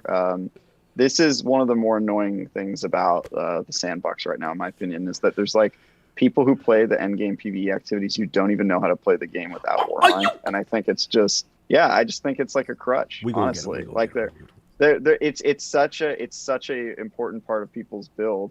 And guess what? In order to generate Warmind cells, you have to use a very specific set of weapons that have been in the game forever, and it makes the PvE Sandbox less interesting. And I just, my experience with playing with Warmind cells is that there's always one really irritating guy in the group who insists that everybody have Warmind stuff equipped and is always like, hey, you're getting in the way of my Warmind cells, and like, hey, you got that guy in your fight, and they're just, yeah, dude, especially when I do LFG, there's always one guy who's just super irritating, and everything's about his Warmind cells. Like, I got on my way. I got my Warmind cells. Oh, I dropped a Warmind cell. Guys, I'm going to shoot the Warmind cell now. So everybody, and it's just like, just burn it down. Just burn it down. Dude, we don't need this in the Sandbox. There are other ways to play endgame activities, and like, it's a crutch. I think just get rid of it, man. It's been there for a long time. Nobody can say it didn't get its time in the sun. It did. Now it's time to kill it, and I say thank God. Like, honestly, it didn't. I'm never that. I care about myself and nobody else. I mean, it's literally like I think it will be better for the Sandbox. I think it'll be better for all of us. It's one of those things. Just pull off the Band-Aid, you'll live, and we'll figure it out. Look, this is interesting. I knew it was coming. And my gut told me it was coming, especially when they sunsetting, right? So I said, okay, they have a lot of these powerful things running around. And yes, it's had its run. I was surprised it was as heavy-handed as it was, to be honest. But to Trav's point, yes, it's been around. But it is funny to hear you complain about these people who love this build. But whatever, it is what it is. You don't like that guy. But yeah, I mean, to me, look, was it inevitable, probably going to happen at some point? Yes. The question now is, this is where I'm going to scream. You're going to make other things fun, but is this going to completely kill this thing now? That's what I'm concerned. Like, is it like completely? I mean, it's additive though. How could you kill it? It doesn't take away those weapons or make them worse. It's something that the weapons do on top of the stuff they already do. So making that a little bit less, it's not like you're going to see a Warmind cell and go, oh, well, that's not even worth shooting it. You know what I mean? Like, it does I get that. An additional thing. I think I guess the way I should have said better is that basically the way Destiny players operate, in my opinion, is optimum efficiency. right? So whatever is the utmost thing from a statistical level, the Destiny player will gravitate towards that. And let's just say now, as we're going to get into this next section, which is Elemental Wells. I'm very curious to see what they're going to say about that, because again, I haven't read any of this. This is all me live reading. Just to see if that now becomes a new thing, and as a result. But to your point, yes, it is additive. You're absolutely right. It is an additive thing. It's not being completely taken away. But have some sympathy for those that lost this baby, man. It's so cold. It's such a cold-hearted person. I don't need his sympathy. Moving on. Yo, shout out. They love it, Chad. It's like, yo. Good. I mean, it's a good thing you don't need it, because you will never get it. I wasn't planning on getting anything. Nothing. No. But we going to move on, because looks like they got something, hopefully, in this place. Elemental Wells. 2 Elemental Well mods. 2 are getting improvements in order to make them a more competitive choice when compared to the other combat style mods. Elemental Ornaments now have an increased chance to spawn an Elemental Well based on the tier of the enemy defeated. Font of Might, don't even know what this is. Base duration has been increased to 10 seconds and increased the damage bonus provided from 10% to 25%. And there you have it. With abilities and armor down, we have 1 sandbox type left to cover. Weapons. We'll see you again next week for our final season 15 flight check. So, Trav, I gotta ask, do you use Elemental Well builds? Or you even? I haven't really messed with them, so I just want to know if any. Yeah, I mean, I used them during the season when they came out, however long ago that was, but yeah, they were not super good at the time, and I don't think they ever have been. So it's nice that they're giving them some buffs. I think if they can put these little mini mechanics in the games like wells and Warmind cells and make them just give a little bit of boost for people that want to play that way, I think that's great. I just don't think anyone should define how you play the game or have like a massive influence on the sandbox or that sort of thing. And so I think wells will probably still have a little bit to go before you start seeing people using them. But I would like there to be a lot of these little mini mechanics that you can do into your build that give you a little bit of an edge. But I just think that I shouldn't have to log on one season and be like, well, this is mandatory. Yeah, or like people are going to be on my case, or like this is the only way to play the game, so I have to be using this set of weapons. And I just never really liked that, man. Maybe it's just because I'm resistant to authority, but like if somebody tells me like, oh, you have to use you're like, through, I'm just like, watch me not do exactly. That. Like, I will explicitly, So hold on. We got to stop the show. I got to interrupt you for a second. The legend, the cheetah, is in the chat, coming from Barbados. Nice. Have a great show. We miss you. I got the you in the back there. You know what I'm saying? The ninja and the cheetah over there. Chilling. But yo, salute, bro. Yeah, enjoy your vacation. We miss you. Safe travels on the way back. Next week, you're right in time for the big one, you know what I'm saying? So it's good. Enjoy, man. We're gonna hold it down for you till you come back. He says, thanks all, coming back tomorrow. Okay, cool. But it should be a full show. Another tease of set bonus with Iron Banner. Oh, how they play with my heart. Yeah. No doubt. Good to see E up in the chat, the cheetah, no doubt. But let me ask you, Scream, like, wells, do you even use these? Have you tinkered? Does Arc Buddies count as a well?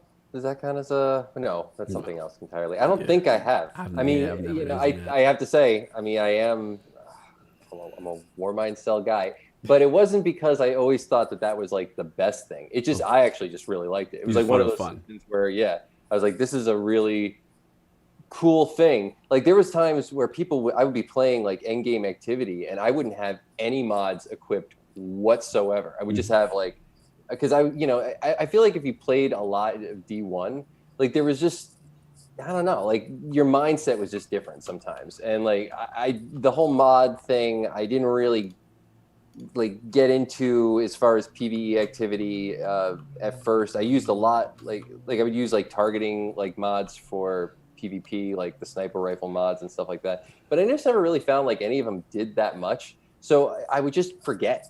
And then like the Warmind thing came out and I was like, oh, okay, these actually do something like interesting. And, I like seeing the ball pop out when I kill the guy. Just something about that. I was fix like, oh, your this face, is fun. Jeff. Fix your face. Yeah, so I didn't really use the rolled the eyes. I love it. Continue. that much, but maybe I will now. Can you give me an example of one? Like maybe I have used one and I'm just like It forget. basically, from what I recall, you read the flavor text. It's like you do some activity and then a well will drop, and then I You believe stand in it. Stand It gives you a buff. it gives you a buff. Some of them would give you the ability to recharge, very fast on your lowest ability. Okay. Yeah. I think I did. I didn't mess with Maybe them. I'll use them more again. Yeah, It's been a they while. really doubled down on new ones with Season of the Splicer with the servitor. There was a new track there. I think I saw a couple, but I just didn't commit because, in fairness to Travis, my over reliance on either Warmind cell bills, and to be honest, I'm not even either. I'm where they gonna get me, which they haven't said in just yet, is the charge with light. I'm a charge with light guy. Like I'm Okay, all yeah, I'm a charge with like yeah, like I will be affected if they because I'm all about the supercharge, getting picking up the what is it when you pick up the orb and then you're already in a charge with light ×2 status, and the protective light. Protective light is Charge with light is in a really good place for this mechanic though, because it feels like a little mini mechanic that some people use and they get minor bonuses, but it's not mandatory and it doesn't control your loadout and the sandbox. So I just think they need to get Warmind cells and wells to that state, and then add on to it, and then just keep going and make there be a wider variety of different little mini games you can do and ways you can kind of work your loadout. I think that'll be awesome. Cool. But yeah. No, I agree. So interesting changes. Let's get into the next part of this TWAB, fit for an Iron Lord. So last season, they said Sally's brought some fresh weapons. Okay. We got the Forge's Pledge Pulse Rifle and the Peace Bond Sidearm, each available through the packages, bounties, match rewards, and seasonal Iron Banners quests. But that's not all. It's been some time since Sally. Oh, we got a new set. So fresh armor to earn, pulled from the depths of forgotten seas. Yeah, they know they ain't been making no content. These pieces worn by warriors of the past are ready to battle once more, including the Iron Forerunner set. Okay, so starting next season, we'll be introducing the Iron Lord's Pride intrinsic perk through this set. A set perk? Wearing a piece of this armor grants a small chance of an enhancement prism dropping at the end of an Iron Banner match. Each additional piece, screams laughing. Each additional piece, rolling his eye. Each additional piece worn increases the chance, capping out at 4 pieces total, y'all. Y'all not bubbling with this excitement? Defeating your foes with the fury of the Iron Forge. Show no mercy. In a few weeks, you can collect all your rewards. Trav, take it away. Let's go, baby. Yeah, so first of all, thanks, Bungie. I hate it. I'm really glad that they're doing set perks. I think everybody who's played Destiny is like, look, this isn't every other game. Like, it's a good mechanic. It should exist.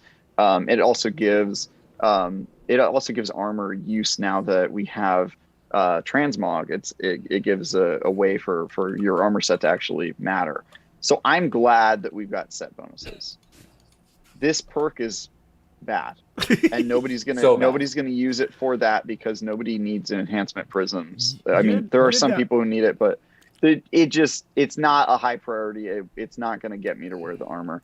Third of all, your armor looks ugly. I'm sorry. All 3 sets look pretty gross, to be honest. Actually, for once, the Titans have the coolest looking set, but coolest is a really, really overselling it because all of these look like they ran through a wardrobe and came out on the other side with whatever clutched onto their body like in a cartoon. But yeah, I'm glad that perks are happening. I'm glad we have armor. I will not complain, or I just did complain. Yeah. I will do my best to not complain because we're getting new armor, which that alone is something we've been missing for seasons. The fact that you put a perk bonus on it as well is even better. But yeah, the perk bonus is not exciting. That itself doesn't look great. Before I pass it to Scream, do you think, by the way, you're not showing your Iron Lord's pride right now. I'm very disappointed. You're not prideful right now with what they're doing. But my question to you, Chad, is do you think, because from our understanding, it's not a mod, right? So, do you think this is going to behave almost similar to how, remember, Gambit Prime sets used to work, and just the equipment? Like, do you think we at least you're happy that it's going in that direction of a set Yes. bonus? So maybe that could spark Yes. something for the future.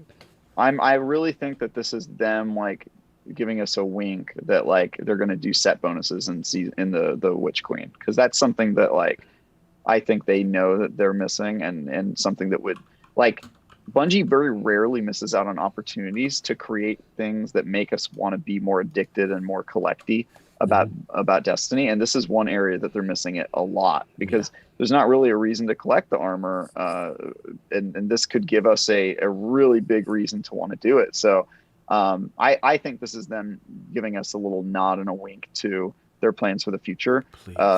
This exact one, in terms of what the armor looks like and the perk it does, isn't great. And if that's the future, if the future is every armor set just gives you a better shot at a currency in Destiny, I'm going to be very upset. But I'm not going to complain. It's a new set of armor, man. That's more than we've gotten in past seasons.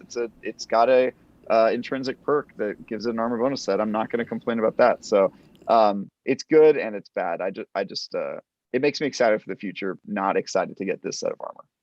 Fair enough. Lord Scream, my Iron Lord, Banner Lord, we always running deep in Banner. So I'm expecting the full set, right? Pride, we're going to get these prisms. We're going to do this. What are we doing? I think tokens are getting pulled over still, yeah, until next season. Yeah, I got 6,000, so we're getting that done quick. Salute. Yeah, I got really excited there, and then subsequently got really sad. I totally agree. Like armor bonuses, oh, God, like it seems like such a missed opportunity, and for so long. Like I'm like, why have it? Like of all the things that like I never want to allude to like talk about another game really, but like the one thing that always made me want to play World of Warcraft when I was in college was the fact that I had to go and do like this and that and over there to try to get my armor, like so that I could get the bonuses from having the full set. And I as somebody who never really goes after a specific piece, like any sort of set of armor at all. Like if I get a piece and it's a good roll, it's like, okay, great. And now with transmog, it's like, okay, I can make it look however I want, but I've always wanted that. Like I've always wanted like a reason to have a specific set. But that's like, it better not be for materials, or if it is, it should be for some like serious material, like, like an ascendant shop. No, don't compromise. No materials. We're not Fair doing enough. this for currency. This feel isn't a you. day job, okay?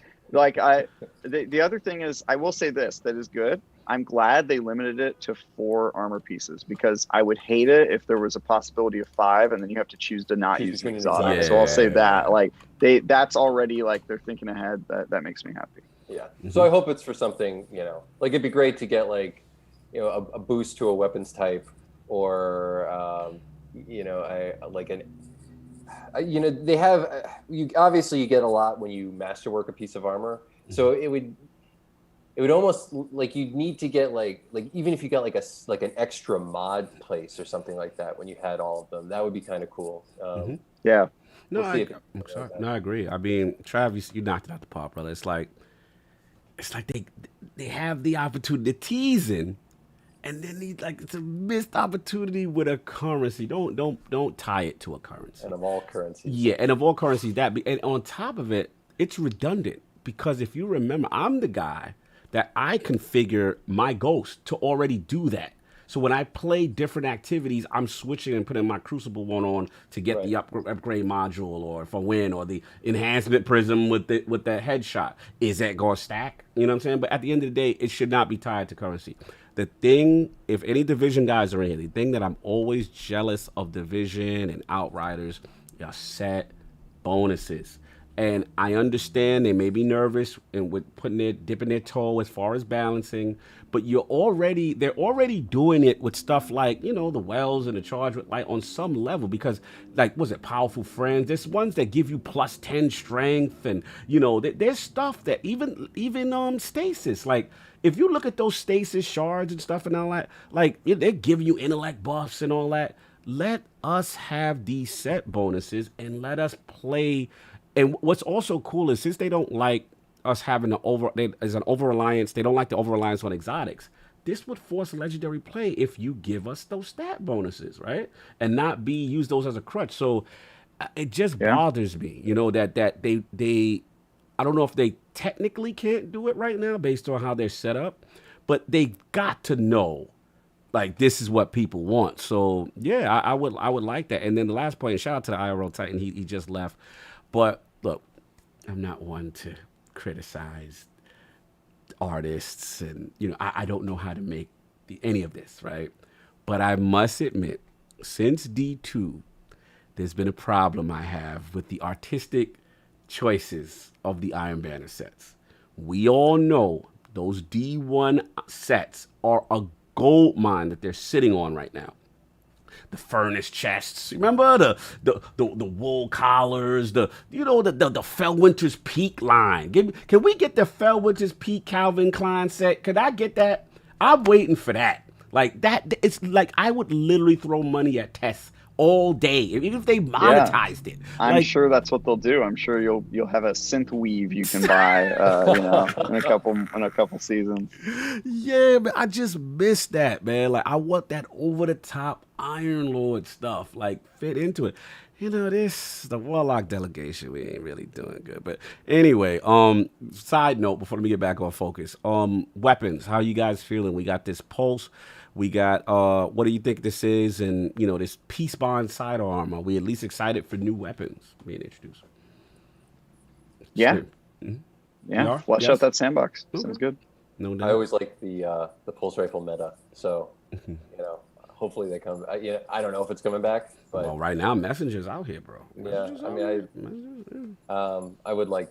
I did like pulse rifles. So, cool. No doubt. So pretty much looks like some light stuff. We got the Prime Rewards Fireworks bundle. I'm not going to get too deep into that. They're supporting Sandcastles. I don't see anything else in there. That's pretty much it. Pretty much it. Yep. Looks like that's it. They got the movie of the week and all that good stuff. So overall, boys, we have made it to the end.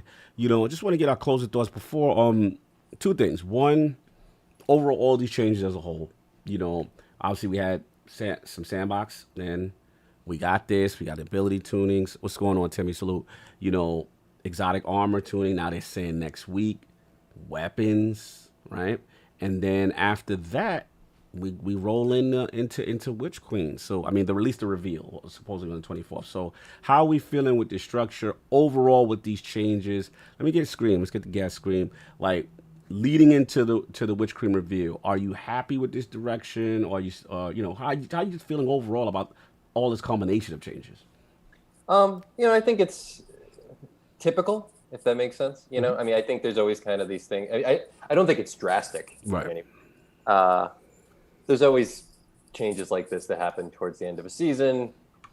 I think it's, there was a time, certainly a long time ago, where we thought, all right, well, the game we just need to change this one thing, and then the game's perfect. We need to change this one thing, and the game's perfect. And I think Destiny has just evolved into it's the game of change. You do something for a while, you give it its moment, and then you move on to the next thing. Agree.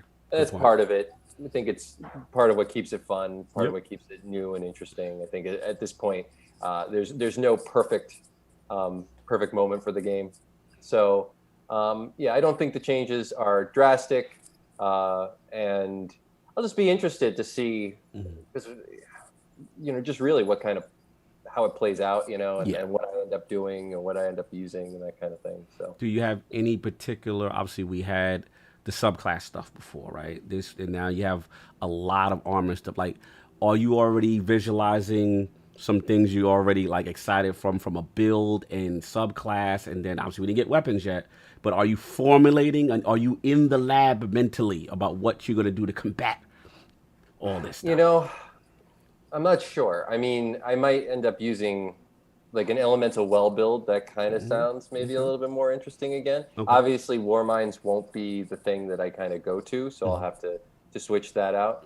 As far as subclasses are concerned, You know, I mean, I play Warlock a lot. It's always the thing that I usually Nova play. Warp looking strong from last week, bro. Yeah, that could, Detonate on a burst, 75% that more PVE. there was a way you used to be able to like triple detonate your Nova Warp. I wonder if that'll be a thing again. That was sort of fun.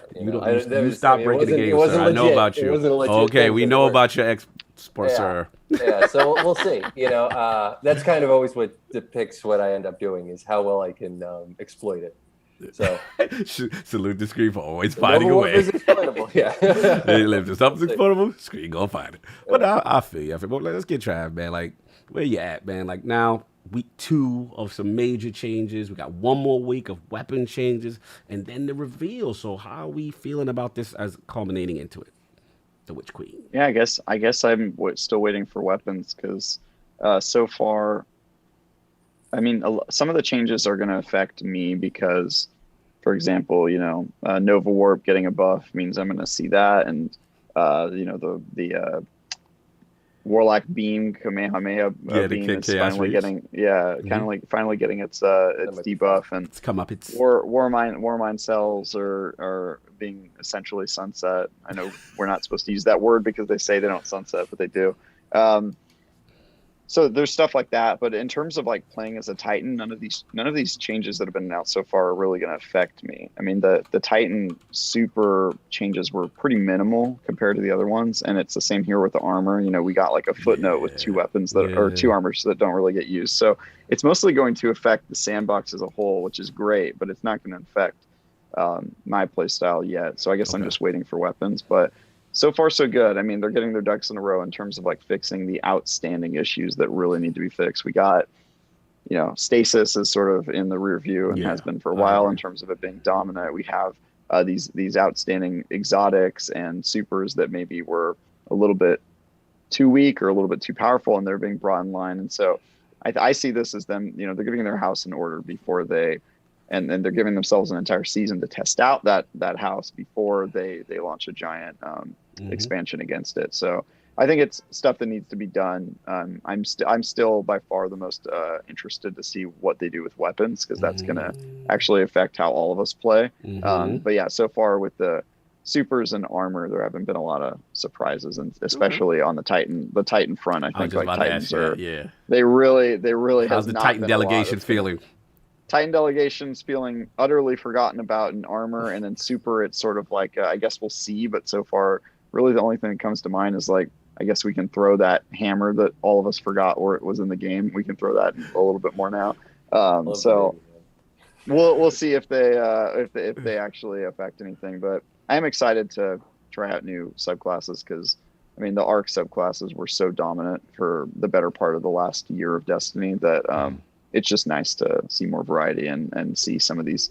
They're doing some interesting stuff. I still think, and what I was hoping that we'd see during this whole Sandbox review is them changing the old light subclasses to match the darkness subclass in terms of how it worked with mods and all that. I still think they need to do that at some point. Yeah, they alluded to it, but I still don't even think we're going to get that with Witch Queen, to be honest. I think that would be a away. Lot. Yeah, that's a huge change. I agree with you. I agree. Yeah. So, yeah, I just think I agree with myself. I think it's. I just said I'm agree reflexively. It's like it was me who suggested it. It's like, yeah, I agree with me, man. I'm super dope. Yeah. Sorry, I had to call myself out because I know somebody else will. That was dope. Yeah. So yeah, I think it's far off away, but I still think they need that, because the future of those subclasses is not. Hopefully it's not going to depend on Bungie just deciding to buff and debuff stuff. Hopefully it depends on them actually expanding on them by putting new mods and perks and modifiers that let you kind of change how that subclass works. And until we have that, I think it'll always feel like they just didn't. It doesn't really have enough like focus on it, if that makes sense. Enough. Just because they put so much into the stasis subclass. Yeah, they did. And I think both of you made fantastic points. I think it's, for me, I look at it like, they got stasis handled finally. I felt in PvP for the most part, in a good way, where it's not oppressive, obnoxious, that kind of thing. So I think they wanted to get that out the way. We've got these major changes. I admit, I'm biased on Warlock, so a lot of this stuff does positively affect my class. But it always of that mindset when I hate when things are underused and are not looked at. So I got to give them credit. Like, I didn't think they would get Prometheus Spur and stuff that I just look at. I'm just like rolling my eyes, like, who in the hell is going to use this, right? And you know what I'm saying? Like, it's just like, come on, but you knew this out the gate, shouldn't it? Whatever. But to see that now, to TWAB's point, for the Titan delegation, I am disappointed. There really wasn't a lot of Titan exotic reworks. I was expecting way more from that. So in that, I do empathize with the Titans. Like, damn, like, there's mad exotics I know they got that need love. Like, what's up? Like, what's going on with that? So, all right, we see what's up. But I like the Sandbox stuff. I am curious, and I want to flip this back to you guys as well. Last final question with weapons, right? We know weapons is next. So, the vibe seems to be less ability, going back to the weapons. What do you guys want, or you think they need to do to put weapons in a good place? So let's start with Shoescreen. Like, what do you need to see? For PvP or for PvE or both? Both. Mm-hmm. For PvP, I've always been, well, one, I do think it's good that they're going back to more of a weapons thing because it is a first-person shooter. Mm-hmm. And, like, in PvP, I hate the fact that, like, I can hit every shot and lose a gun battle because, well, before Stasis was nerfed because several reasons. Yes, correct. I was kind of disappointed that they nerfed 120 hand cannons because I think 120s were actually, like, it should always be risk versus reward. Maybe just make them less, don't make them a sniper rifle. Bring the range down a little bit. Okay. But, they were too strong. They were strong, Screen. Because range, Screen. Because they had range. You could like hit like a truck. Right. From a very far distance. Like, bring that down. That's fine. Okay, we're there. But I always think that, like, if the lower the RPM, the harder it should hit. Yeah. In the hands of a skilled player, it should be like, okay, if you're a skilled player and you want to use 120s, you're going to be really good. They're really difficult to use, but they're really strong. You know, so I always feel like that's the way that they should go with it. Hopefully, they bring a little bit more of that when it comes to. PvE. Yeah, what you want? I mean, a little bit more freedom would be nice. Again, with the mods, as Travis was talking about, like, I want to be able to use the weapon that I want to use. Within reason, obviously. I mean, if I'm going into, a Grandmaster Nightfall and the burn is, there's arc shields and overload and unstoppable champions. Obviously, I have to use that, but.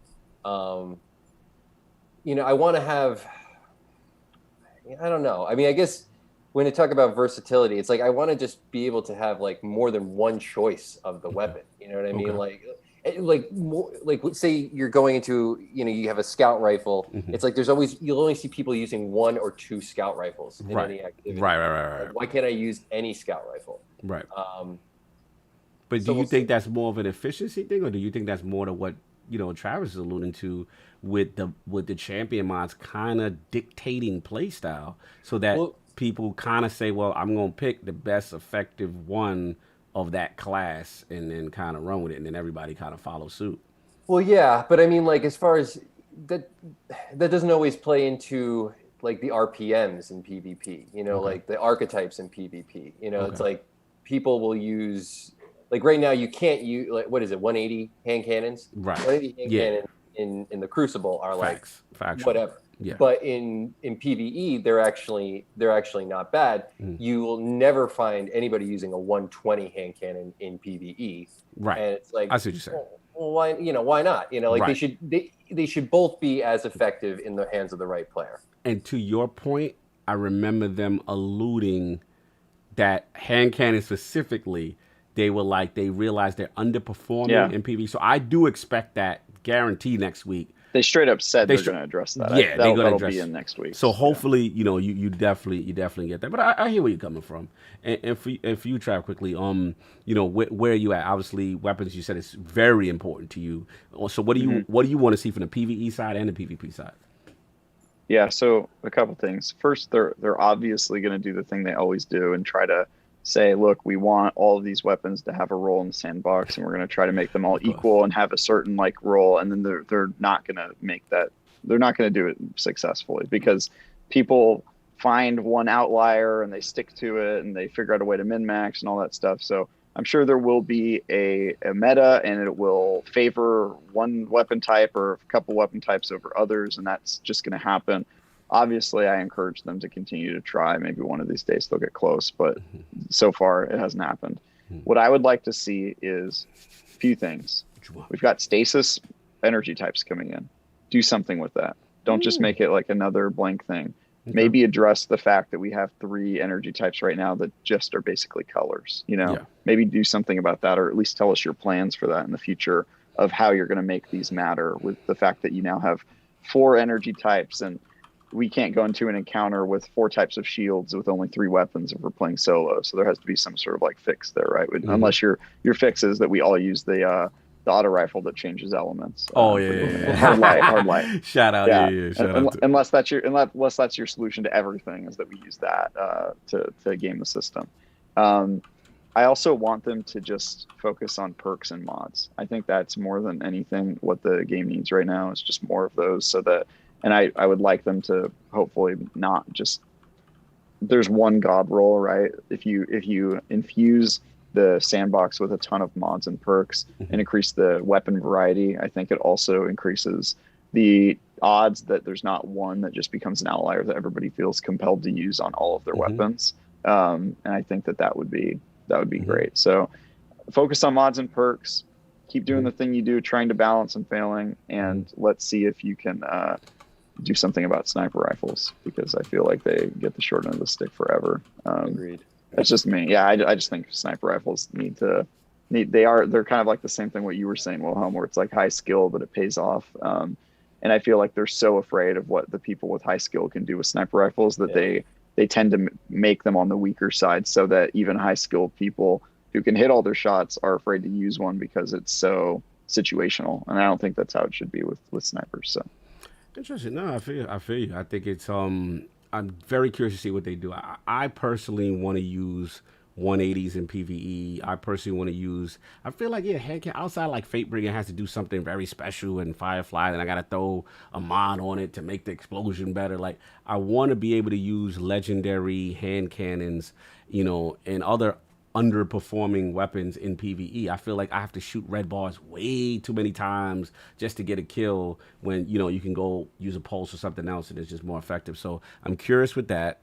I think that I it's like you said, there's always going to be the Bungie intent of what they want every weapon to do, and then there's going to be the outliers that break that, and people are going to find it. So to me it's this never ending. They're not really going to be able to balance this game, but I'm curious to see what they think they need to do to get things in a better pocket in PvE. In PvP, to be honest, like, outside of a Shadow Dive Hunter here and there that kind of is annoying, it's not too much. I mean, Chaos Reach Warlocks is wild. We got to control them. Yeah, they're out of control. There's not too much I'm upset where I'm just like raging and I'm like, all right, this is BS, outside of cheating. You know what I'm saying? Like that, I'm raging. That I'm always gonna be on, kind of thing. So yeah, we see where it goes. But I'm excited. I think I love all this house cleaning right before a big release, so that's always exciting. And then we got the 24th. I want to see what they do. Is it going to be pre-recorded? Is it going to be regular? Because there's also Gamescom that day, and I know what's going on, with IGN stuff. So I'm curious to know how Bungie please Bungie, separate the time from the Gamescom thing, because that's going to be a crazy day for me for streaming, selfishly. So that's all I got. But man, one in the. If they would just do different perks that can roll on weapons that come from different sources and help you with that game type, that alone would increase the amount of variety you have in the sandbox. Because getting a Crucible weapon that has a separate Crucible perks versus a PvE weapon that has PvE perks, or even if you went down to like Nightfalls versus raids and all that stuff, and they had perks per like specific activity, right? Would do a lot. So I'm just hoping that they have fun with their sandbox a little bit more, but it's harder to do with sunsetting gone. It makes experimentation much harder, because then you have to worry about, we can't wait for this weapon to be gone. We have to actively seek out a solution and nerf it. And that takes additional resources rather than just waiting the allotted 18 months for it to go away. I agree. And that's why my prediction, and he knows I said it, I think it's sunsetting's coming back. I don't see how much longer. It never left. Nerfing is sunsetting. You're right. Nerfing is sunsetting. But it gets to a point, like their whole argument was power creep and so many weapons. They're still adding more weapons and adding more weapons, right? So it's just like, I don't know. It'll be, not that I'm calling for it. I just don't see, how it avoid it. So, it is what it is. But we shall see. We shall see. But a lot of exciting things coming up. So let's close this thing out of here. Salute to E for pulling up. You know what I'm saying? In the last minute, what's going on? Oh, hold on, let me get New Rad right quick. He said, that's how I started race speakers. Listen, man, I know where you at with your Osiris lore stuff. I get it, New Rad. I understand where you're at. All I'm saying, there is still enough evidence to suggest outside of the leak that might not be Osiris. That's all I'm trying to say. So just look at the lore card with the form, the supposed Savathun thing. I know you're the Lord of Lore, but I'm just trying to say it's not out of the realm of possibility that what people are saying could be some truth to it. That's all I'm trying to say. So anyway, enough of that. Where can the fine people find you? Let's get with our guest, Scream, the legendary YouTuber. I don't know about legendary. Notorious, maybe. You can find me at YouTube. If you type in Wilhe1m Scream Destiny, you should probably find me. Or on Twitter and Instagram. You can find me on there with a 1. With a 1. Well, just to make it a little bit more confusing. Thanks for having me, guys. This is a lot of fun. I really appreciate it. No doubt. I'm impressed you guys kept Star Wars talk to a minimum. I was able to say it live. Really just touched on it. I should have probably said it right now because if I could go off for another tangent. Nah, we'll save it for the party chat, bro. Exactly. But Scream, love, brother. Glad you could make it. Always a pleasure playing with you in the clan, and always look out for your content. And man's got good content. Please subscribe. Wilhe1m Scream, really, really cool. You know what I'm saying? Content creator, very chill. And man, good friend of the realm. And of course, the Ty, the infamous Ty, the man with the opinion, the spicy takes, the Warmind cell killer, the no sympathy, no empathy for Lakshmi. My man, Ty Guy Travis. What's going on, sir? Anything going on in your world? What can you can find me standing over Lakshmi's corpse, tapping B repeatedly. No, you can find me on Twitter at Ty Guy Travis. You can read my articles and reviews on IGN.com. I've got a review for a game you've probably never heard of coming out next week, which will be fun. And then you can see me here on this podcast. They seem to have me around for the past couple weeks. So I think we're starting. I think they like me, so you can probably find me here. And then I also have a new show Sunday mornings from 8 to 10 a.m. Pacific, which is called Bitcast. Bitcast, where we talk about just general games industry stuff. It's something that's not in my portfolio yet. A show where I don't talk about Destiny exclusively. Yes. So yeah, excited to be a part of that. And you can watch me there on YouTube. No doubt, man. Salute to Trav. Salute to everybody for pulling up. I know it's last minute, but we're liking Thursdays. We're liking Thursdays. I ain't gonna lie, Trav. We're gonna have to talk to Eve. I'm kind of liking Thursdays. I'm just saying, I like having Friday nights. That's all I gotta what say. I'm saying. So and then we're live and right on direct with the, it's that fresh take. So we'll speak to E when he gets back. I don't think E's against it. We just got to work out the schedule and see what's going on. But yeah, I do like it. Get that fresh take, raw reaction right as the TWAB happens. This is pretty cool. I like to stream it to YouTube.